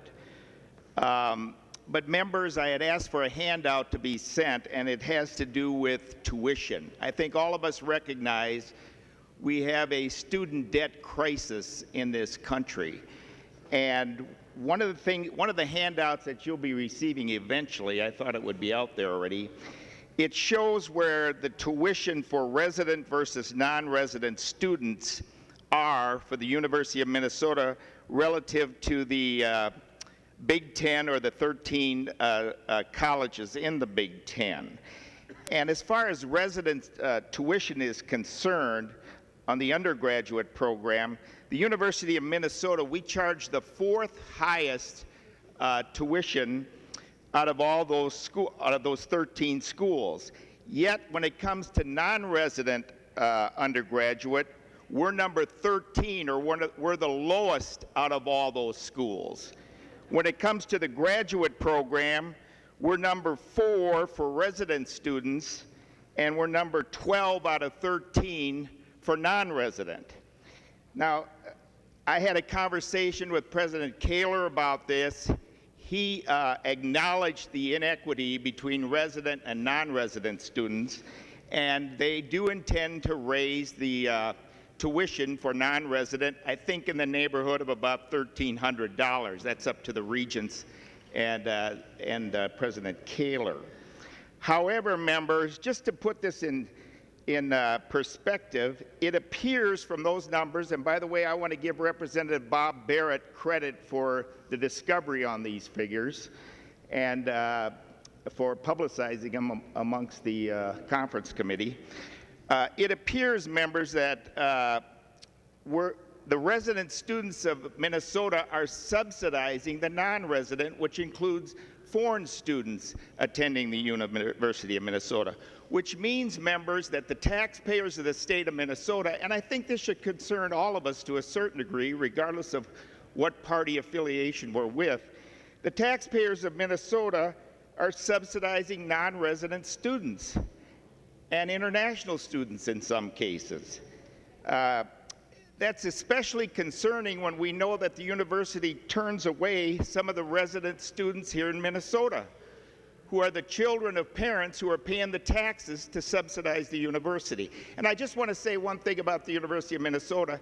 They're a great institution. They've given us tremendous economic advantages in this state, and I want to be a strong supporter of them. But I do believe this is an area of concern. Now, we as a legislature cannot mandate an increase in that area, but I did offer an amendment to increase on a suggested basis to the regents and President Kaler that we would increase tuition for non-resident students $3,000 per year, so a total of $6,000 in the next biennium. And members, to put that in perspective, there's 15,459 students that are non-resident. You multiply that times $6,000, and that would raise additional funds for the university of $754,000 per year, or over $184,000 every 2 years, $1 million. I'm sorry, not thousand, $1 million. So we have plenty of money there to not only freeze tuition, but if you took the resident students, which is 52,018, divided it into 92,754,000 of additional tuition, you could reduce tuition for resident students by $1,783 per year, members. And as was stated by a member on the other side of the aisle, high tuition is a tax on our young people. We could reduce the tuition tax on our young people by $1,783 per student, and that would bring the tuition rates for non-residents, in many cases, not even to the middle of the pack of the 13 colleges. So we wouldn't even be going to the top, we'd just be below average in most cases. So we wanted to send that strong message to the university. Unfortunately, the Senate side of the conference committee voted it down. So members, when you receive this handout, which I hope you eventually receive, I think we should broadcast that in all of our districts, regardless of party affiliation, and we need to bring this back into balance. Now, President Kaler didn't do this alone, but I think, and he said there's certain strategies to attracting some students, and I know if you raise tuition, you might lose some non-resident students. But members, this is, I think, an egregious problem for our resident students, and we know that student debt is at a crisis, and we have an opportunity working with the University of Minnesota to reduce that tuition at the university, not only to freeze it, but actually to reduce it by over $1,700 per year, and that's just moving us to the middle of the average, or slightly below the middle of the Big 10 or the 13 schools. Thank you, members. I encourage you to vote green on this. I think it's a good compromise bill, and I appreciate again the staff and the leadership of the chairs. The gentleman from Otter Tail, Chairman Nornes. Thank you again, Mr. Speaker. Just a couple more things I want to point out before we go to questions. I mentioned it's a bipartisan bill. We've got a provision in here that Representative Norton has dealing with completion plans for MnSCU and the University of Minnesota. Seltzer has a provision in this legislation that deals with post-secondary study abroad programs. And there's another program, or another goal, I guess, that we've set that I should mention, and that's the attainment goal. This goal is for post-secondary degrees or certificates to be increased by at least 70% by the year 2025. It's a very ambitious goal, and there will be required a report each year. Members, I think that covers kind of the highlights of the bill. We'll stand for questions. Thank you. For what purpose does the gentleman rise? I'd like to move to not concur, Mr. Speaker. Thiessen moves that the House refuse to adopt the conference committee report on Senate File number 5 and that the bill be returned to the conference committee. The gentleman from Hennepin, Leader Thiessen. Thank you, Mr. Speaker, and if I could get a roll call as well. Roll call having been requested. Are there 15 hands? Seeing 15 hands, there will be a roll call. Thank you, Mr. Speaker. Well, I'll try to get right to the point on this motion. What we have in this bill, unlike we did over the last 2 years, when we faced actually a $627 billion deficit and a several $100 million school debt to repay, where we froze tuition for all Minnesota students in this state. In this bill, we're imposing a tuition and debt tax on most of the students in this state. And that is not the right place for us to be. You know, you're leaving $1 billion on the bottom line. If you would have taken 80 million of that, 80 to 85 million of that, you could have frozen tuition for students in this state. But you need to leave that money on the bottom line so you can come back next year and give your big corporate tax cuts to the people that own skyscrapers in downtown Minneapolis, to the owners of the Mall of America, not to your constituents, but to those folks. So you're imposing a tax on the families and the college students of this state, which is exactly what tuition is. You always like to talk about the money coming out of people's pockets. Tuition comes out of people's pockets just like taxes do. And you're imposing that tuition tax, that debt tax, and in fact it's worse because these folks, instead of a tax payment where you pay your tax and you're done, when you raise tuition and people have to take out debt, they not only have to pay the tuition, they have to pay the interest on that tuition. It's like charging people interest on their taxes. That's what you're doing to the people of Minnesota in this bill. And not only that, you're lifting the cap on the ability of the MnSCU system at the four-year colleges to raise tuition. You know, we had a cap in place, and now you're getting rid of that. So under your proposal at the four-year institutions, MnSCU could raise the tuition 6-8%, and then you're going to freeze it the next year. But the fact of the matter is, you're already going to see the ability for a huge tuition increases at all of those colleges, at St. Cloud State University, at the University of Minnesota at Mankato, at four-year institutions all across this state. So we should send this back. We should go to work and get better and more money to put into this. All we need is $85 million of that billion you're leaving on the bottom line, and we could solve this problem. And we could also solve the problem of the fact that for the first time in my memory, you're treating one set of our institutions, the University of Minnesota, and I would, think Representative Backer and Representative Keel would want to pay a lot of attention to this. You're treating the University of Minnesota substantially different than you're treating the MnSCU system.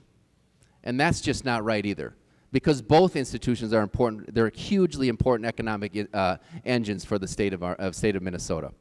So we should send this back, fix this bill up. Let's not impose this tuition and debt tax on the people, the families, the students of Minnesota. Let's instead get the kind of bill that we were able to pass in a time of deficit, where we actually were able to freeze tuitions for those families. Thank you, Mr. Speaker. Discussion to Leader Thiessen's motion.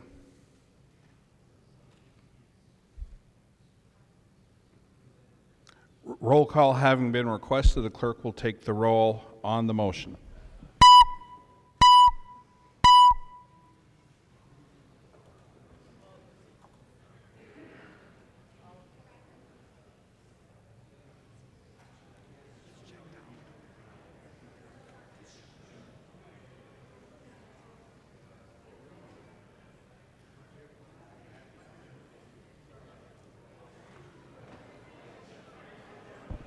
The clerk will close the roll.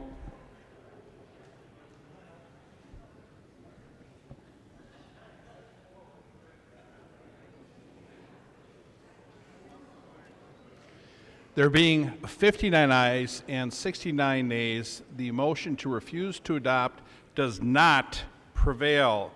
Discussion to the bill. The gentleman from Winona, Representative Pulowski. Mr. Speaker and members, I rose on this bill earlier when it was going to conference committee and said that there was no surprise we had a surplus, and yet in this bill we were raising a tax, an extremely regressive tax called tuition. I see the letter that the chamber has passed out and they're scoring it.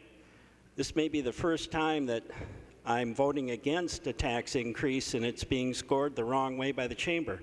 So there is an irony here to what is about to happen on this vote.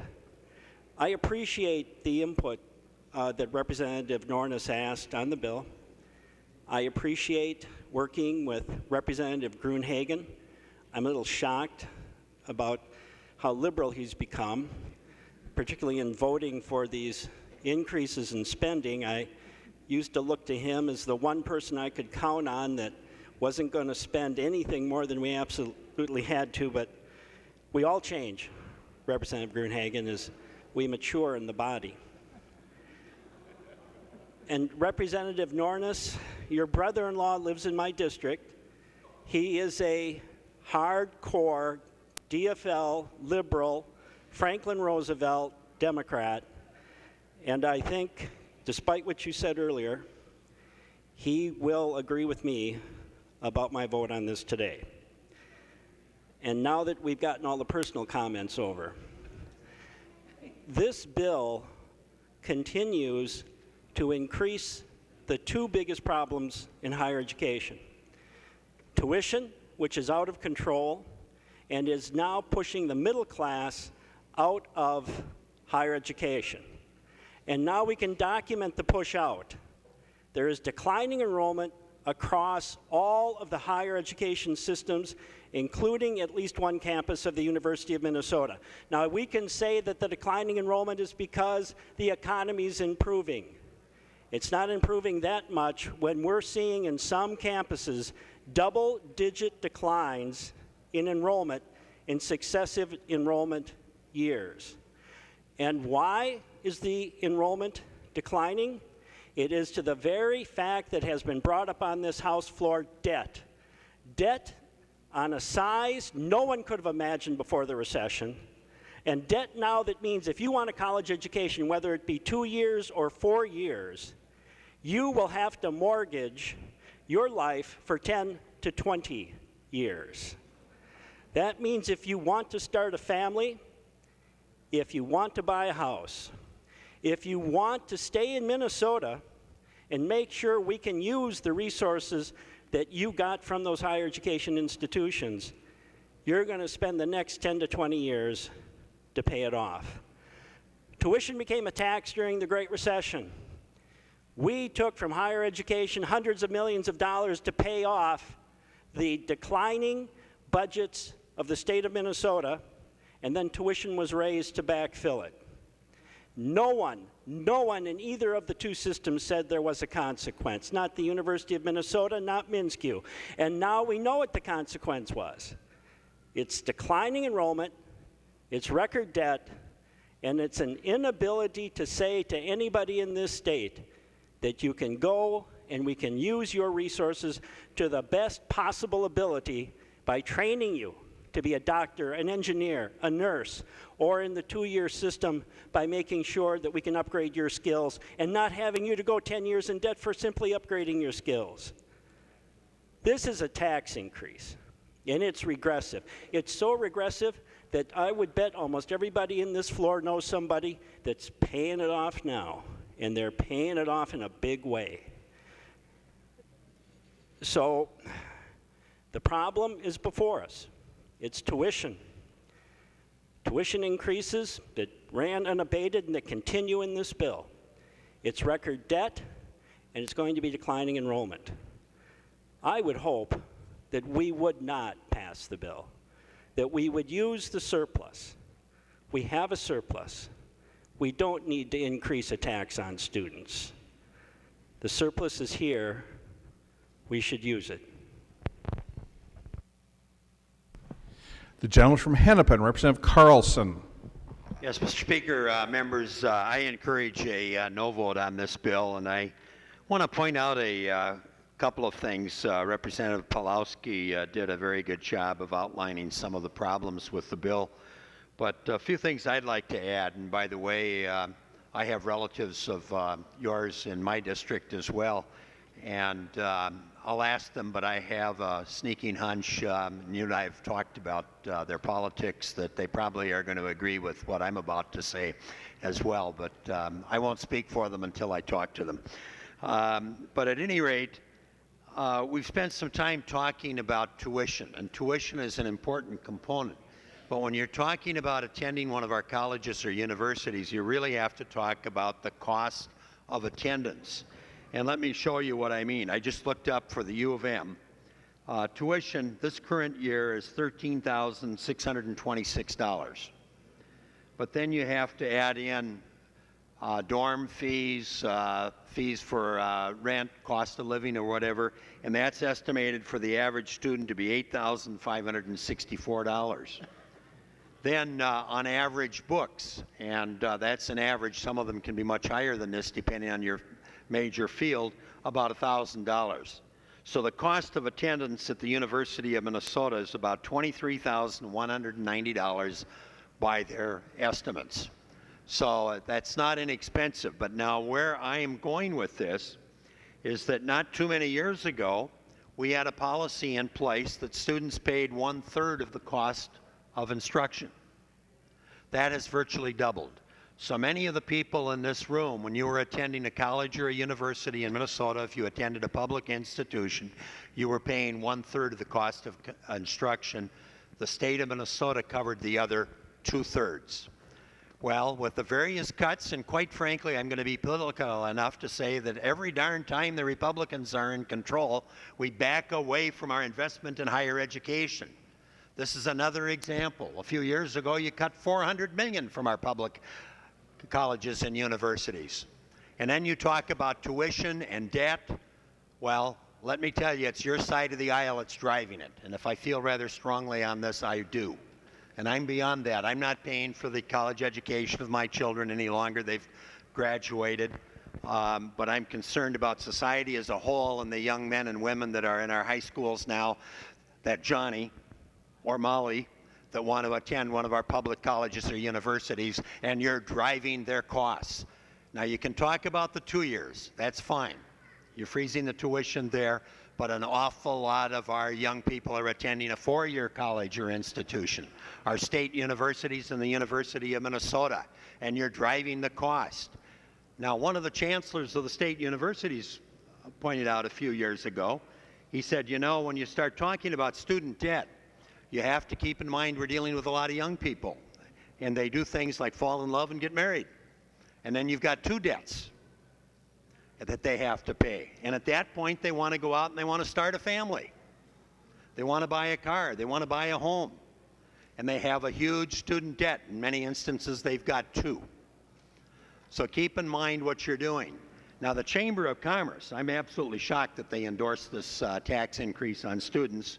I thought they were opposed to tax increases, as Representative Pawlowski pointed out. But apparently there are certain tax increases that are okay. A tax increase on our families that are trying to send their son or daughter to a college or a university in the state of Minnesota. We're just simply driving the debt. There was comments about non-resident. Keep in mind that non-residents, and by the way, Minnesota with non-residents, there's a good positive outcome with this. They're paying currently at the U of M Twin Cities almost $21,000. You add that the cost of residence and so on. That's another. That's the same for anybody. That's another $8,564,000 another $1,000 or thereabouts for books. So an out-of-state student is paying about $30,440. But one thing you have to keep in mind: Minnesota has historically been a huge draw by bringing in some of the best and the brightest, quite frankly, from other states. And there's a huge tendency once they're here.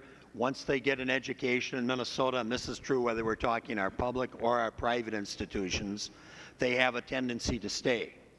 And we're really a magnet in that regard. So I think you have to be a little bit sensitive to what we're charging out-of-state students. That's one of the reasons that we have such a large reciprocity program with our neighboring states, Wisconsin, North Dakota, South Dakota, a very minor one with Iowa at a couple of institutions there, maybe just one technical college. And then we actually have some reciprocity with one of the Canadian provinces, which generated quite a hockey debate here at one time on the House floor. But I'm digressing there a bit. But this bill should be defeated. It's unfortunate that you didn't go along with the minority leader's motion and send it back to conference committee so it could be improved. But let's vote no. There's still time to rewrite this, put some additional funding in to cover at least our 4-year institutions, to put them on equal footing, to help protect our students, their futures, their livelihoods. The gentleman from Ramsey, Representative Mahoney. Thank you, Mr. Speaker. Members, I typically don't get up on the higher ed bill. I served on it many years ago, and for whatever reason they took me off. It must be my educational level, but because I just went to a trade school. And members, I want to assure you that I don't have any relatives of Bud in my district. Just I don't have them, so I don't have to check. This higher ed bill has got one small provision. It takes up about a page. It's that deals with the Office of Higher Education and deals with a piece that has been a buzzword around this Capitol for a while. Dual training, apprenticeship, workforce training. And in this bill today that hopefully we'll vote against, the Office of Pipeline Training or dual training is in this bill at the Office of Higher Education. The Office of Higher Education doesn't do workforce training. The people who do workforce training are DEED and the Department of Labor and Industry. Now this is on page 7.24 and on page 68, if you're looking it up in the bill at all. This competency, or the pipeline as it's called, has about 4 competencies ready to go. The plan was to get to 60 before they launched it. It has 4 competencies in the ag community. Great, I think it's a good place to go. I think it's a good place to start. But if we're going to, this is a paradigm shift in how we train workers for tomorrow. I have heard people on both sides of the aisle talk about how we cannot afford to let anyone behind.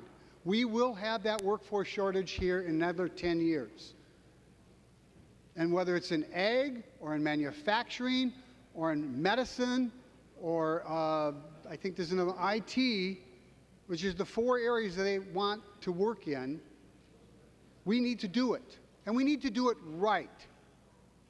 We are putting the cart so far in front of the horse that we are sure to fail with this. We don't have the competencies finished. We have, I think in this bill, $200,000 a year for the Department of Labor and Industry to work on the competencies. And the competencies are what we would have people trained in. So competency for a pipe fitter would be welding, drafting or print reading, showing up on time, and a couple of other things. For an ag worker, it might be soil agronomy or how to fix a tractor. We don't have those yet. And yet in this bill we have, it's not a lot of money compared to the rest of the bill. It's only approximately $4 million. But why are we spending $4 million on a rush to failure? Next year, they should have the Department of Labor and Industry finish these competencies and lay them out and bring the HR departments of these industries in to say exactly what they need and how they're going to put them in. But we're not doing that with this bill. The OHE, or I think it is Office of Higher Education, they send people to college. They figure out how to work with colleges. DEED trains the blue-collar scientists that we need for our economy of tomorrow. And they've done it for many, many years. And they know how to do it. They know how to track it. They know how to tell if it's successful or it's not successful. Office of Higher Education doesn't know how to do that. DEED does all the statistical analysis to say, do we need more pipe fitters or do we need more ag workers? Office of Higher Education doesn't do any of that. And finally, the Department of Labor and Industry, who has done apprenticeship training for 75 years, understands how to make these, what we're now calling competencies, part of a program that works for workers.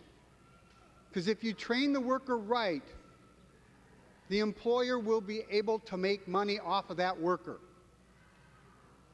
No business person is in business to be a nonprofit. They are looking to make profit. And the way they make profit is with smart, well-trained people. And who's trained the most people in this state? Our apprenticeship programs. And we're not using them in this program. And we're going to waste $4 million. And there'll be no protection. There's no language in here about a contract or a compact with the worker and the employer. No apprenticeship program would ever get through without that. And I get we don't necessarily need to make it an apprenticeship program, but there needs to be protection. And if you go talk to your employers in your district and you ask them, will you hire somebody that has a certification as an apprentice or a certification? They'll tell you the apprentice. Members, I can see I'm losing you, so I'll end with this. This program is way too early. We're wasting at least $3 million and maybe more. We need to send this back to conference and get this piece out. Let Dolly continue to educate, to develop these strategies on how to train workers and how to protect the worker and the employer, and spend that money elsewhere in a more wise way. Please vote no. The gentleman from Ramsey, Representative Isaacson. Thank you, Mr. Speaker. Well, I'm a little dismayed what we brought back from conference committee, Representative Nornes. I known you to be a kind and intelligent man, so I mean, don't disrespect, but of course you would call this bill bipartisan. We got rolled by the Senate. This is their language.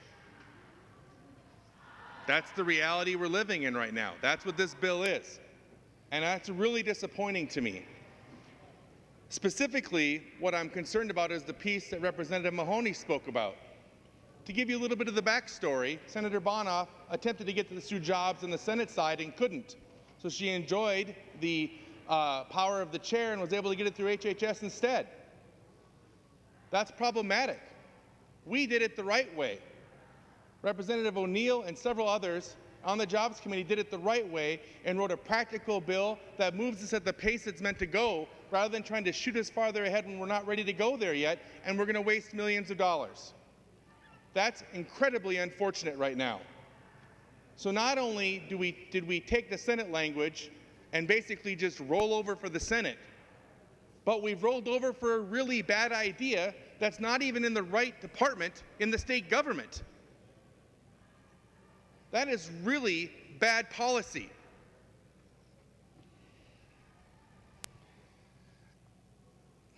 I really want to see that this bill, because what Representative Mahoney was referring to is correct. This idea in general has a lot of potential for really shaping the way we get some workers out into the job market. It has a lot of potential to do a lot of really good things. But like good things, it takes a little bit of time to make. Senator Bonoff wants to accelerate that process. So she wrote a bill that does that, and we're not ready to go there yet. Yet the House has decided to roll over for them and give them everything they wanted. Read the bill, then read the House language. We adopted a House language in the Jobs bill, but she couldn't get it through the Jobs bill in the Senate, folks, so she had to go through her own committee to do it. Now we're stuck with this really bad idea that doesn't reflect, gosh, I hope it's not mine, that doesn't reflect what needs to be done. Go look at Representative O'Neill's bill and then go look at what Senator Bonoff put in there. It's clear as day. But instead of taking what was good language or keeping it in the correct committee, we've decided just to take what the Senate's doing. That is an incredibly unusual behavior, I think, in watching how we operate in the House. And I am very disappointed by that we decided to go that route and allow Senator Bonoff to dictate higher education policy for the Minnesota House. Because, my friends in the GOP, that is exactly what you're doing right now. And I think it's disgusting, and I hope you vote no on this bill. The gentleman from Itasca, Representative Ansels. Thank you, Mr. Speaker. I wasn't really going to speak about this because I'm I'm really fearful that there's going to be another one of those nasty cards in my mailbox when I get home calling me a big spender. Well, despite the Chamber of Commerce's endorsement of this bill and the almost laughable phrase that this legislation is going to provide a greater supply of skilled workers in Minnesota, I just have to make a couple of comments. And if I'm judged as a big spender, so be it. Can't think of anything better to spend money on than on young people trying to get ahead and to get a good public education. You know, for generations on the Iron Range, we have been so fortunate to have 5 community colleges. 5 community colleges located along the iron ore formation, which for so many of us, those colleges were our passports out of poverty. And today, despite the excellent nursing programs at Hibbing Community College and Rainy River Community College, despite the law enforcement program at Hibbing Community College, which many members this session and in other sessions were able to avail themselves of and get their law enforcement degree, and many young people who were able to get their engineering start at Itasca Community College. You know, what this bill lacks is simply more money. That's all.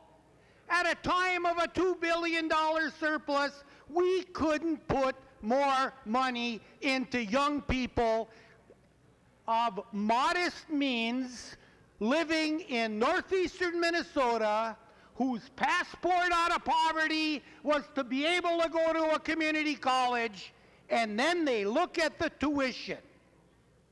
And then they look at, well, it looks like I'm going to have to go 3 years instead of 2 because the course offerings are not sequential.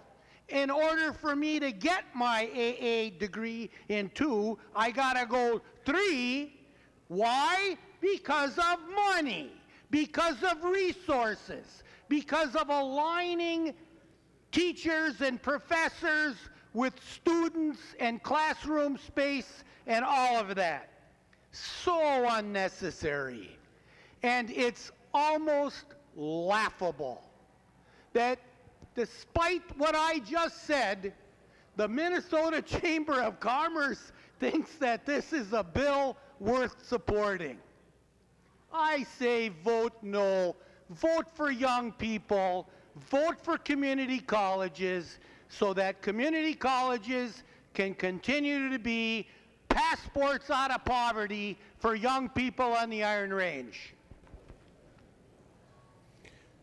The gentleman from Otter Tail, Chairman Nornes. First of all, Mr. Speaker, I'd like to have a roll call on this vote. Roll call. I'm going to request are the 15 hands. Seeing 15 hands, there will be a roll call. Chairman Nornes. Members, I may have neglected a couple of areas here, and I hope I can bring this back to kind of a sensible level. Again, we're talking about kids. There's nothing in the language that raises taxes, nothing in the bill that raises tuition. It's just the opposite. We raised $7 million additional money goes into the state grant program. That's good for kids. We raised the cap. That's good for students. One of the provisions in here that the governor wants, besides the $30 million to the University of Minnesota, we put $800,000 in here for the American Indian scholarships. That's very important to him. We also have a 2-year vocational program, tuition assistance, that'll be beginning, and that's another positive for our students in Minnesota. That's a pilot program, and we hope that works. So, in addition to that, for the students that have graduated and have debt, we have added $300,000 to a student debt counseling program to help them figure out how they can restructure their debt so that they can get on more firm footing. So I ask for your support on this. It's interesting, between the two bodies, only 8 voted against it in the Senate. I'm hoping we have a similar percentage here today when we get down to voting for the bill. Thank you very much. Further discussion. Mr. The gentleman Speaker, from Winona, Mr. Representative Speaker, Pawlowski. I stand just for a correction. There are tuition increases in this bill. Tuition increases for the Minsky system in the first year to 4 years, and tuition increases for the University of Minnesota. How exactly high they will be decided by the regents and by the trustees, but there will be tuition increases and there will be increased debt. Further discussion on the motion for adoption. Roll call having been requested, the clerk will take the roll.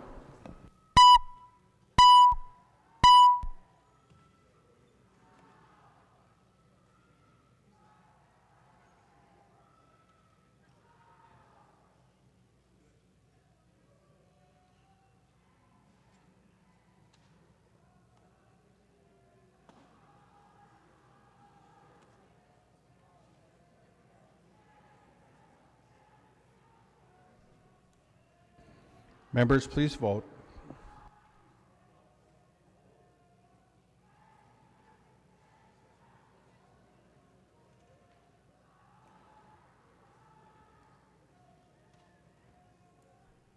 Clerk will close the roll.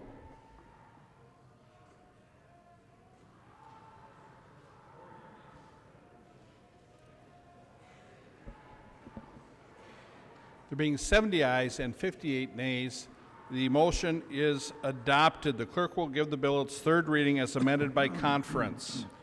Third reading, Senate File Number 5, as amended by conference. Third reading as amended by conference. Any further discussion?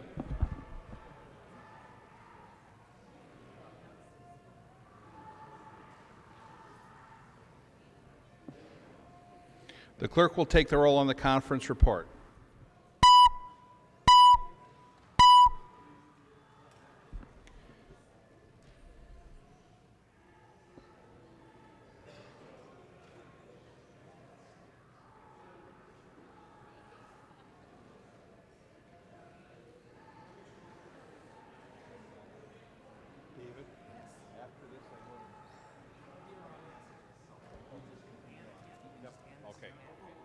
Okay. I'll give it to him like that.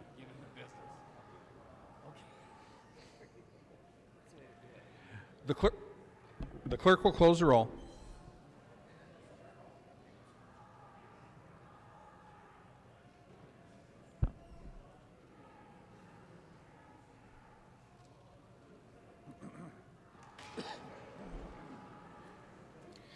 There being 71 ayes and 57 nays, the bill is repassed as amended by conference and its title agreed to.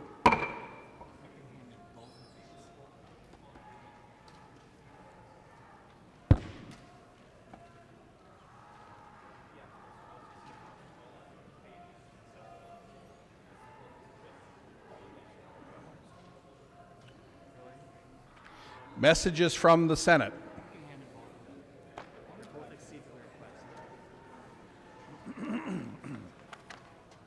Message from the Senate. Mr. Speaker, I hereby announce the Senate refuses to concur in the House amendments to the following Senate file. Senate File Number 698, an act relating to natural resources. The Senate respectfully requests that a conference committee be appointed therein. The Senate has appointed such committee Senators Dietzick, Hoffman, and Doms. Said Senate file is herewith transmitted to the House. The message is signed Joanne M. Zoff, Secretary of the Senate. Fabian moves that the House accede to the request of the Senate and that the Speaker appoint a conference committee of 3 members of the House to meet with a like committee appointed by the Senate on the disagreeing votes of the 2 houses on Senate File Number 698. Representative Fabian. Thank you, Mr. Speaker. I encourage you to support the motion, please. Discussion. The gentleman from Dakota, Representative Hansen. Thank you, Mr. Speaker. Would Representative Fabian yield for a question? The gentleman from Roseau will yield. The gentleman from Dakota. Thank you, Mr. Speaker. Representative Fabian, could you maybe, is this the LCCMR bill, or what is it? The gentleman from Roseau, Representative Fabian. Thank you, Mr. Speaker. Yes, Representative Hanson, thank you for the clarification. It's a little busy over here. It is the LCCMR bill. Thank you. Gentleman from Dakota. Further discussion? Hearing none, to the motion, all in favor say aye. Aye. Opposed? Motion prevails. Message from the Senate, Mr. Speaker. Hereby announce the Senate refuses to concur in the House amendments to the following Senate file. Senate file number 1647, an act relating to transportation. The Senate respectfully requests that a conference committee appointed therein. The Senate has appointed such committees Senators Dibble, Kent, Jensen, Senjum, and Herr. Said Senate file is herewith transmitted to the House. The message signed Joanne Emshoff, Secretary of the Senate. Kelly moves that the House accede to the request of the Senate that the Speaker appoint a conference committee of 5 members of the House to meet with a like committee appointed by the Senate on the disagreeing votes of the 2 houses on Senate file number 1647.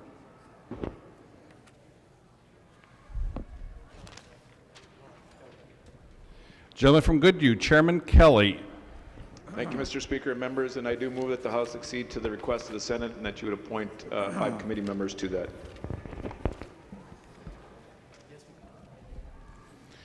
To the motion, all in favor say aye. Aye. Opposed? Motion prevails. Announcement by the Speaker. Announcement by the Speaker. The Speaker announces the appointment of the following members of the House to a conference committee on Senate file number 698. Torkelson, Fabian, and Lilly.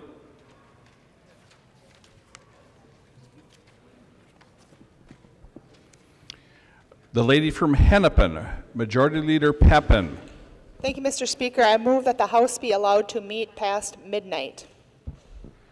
Leader Pepin moves that the House be allowed to meet past midnight. All in favor say aye. Aye. Opposed? No. Motion prevails. The lady from Hennepin, Majority Leader Pepin. Thank you, Mr. Speaker. I move a recess to the call of the chair of approximately 30 minutes. Representative Pepin moves for recess to the call of the chair. All in favor say aye. Aye. Opposed? No. Motion prevails. We are in recess to the call of the chair.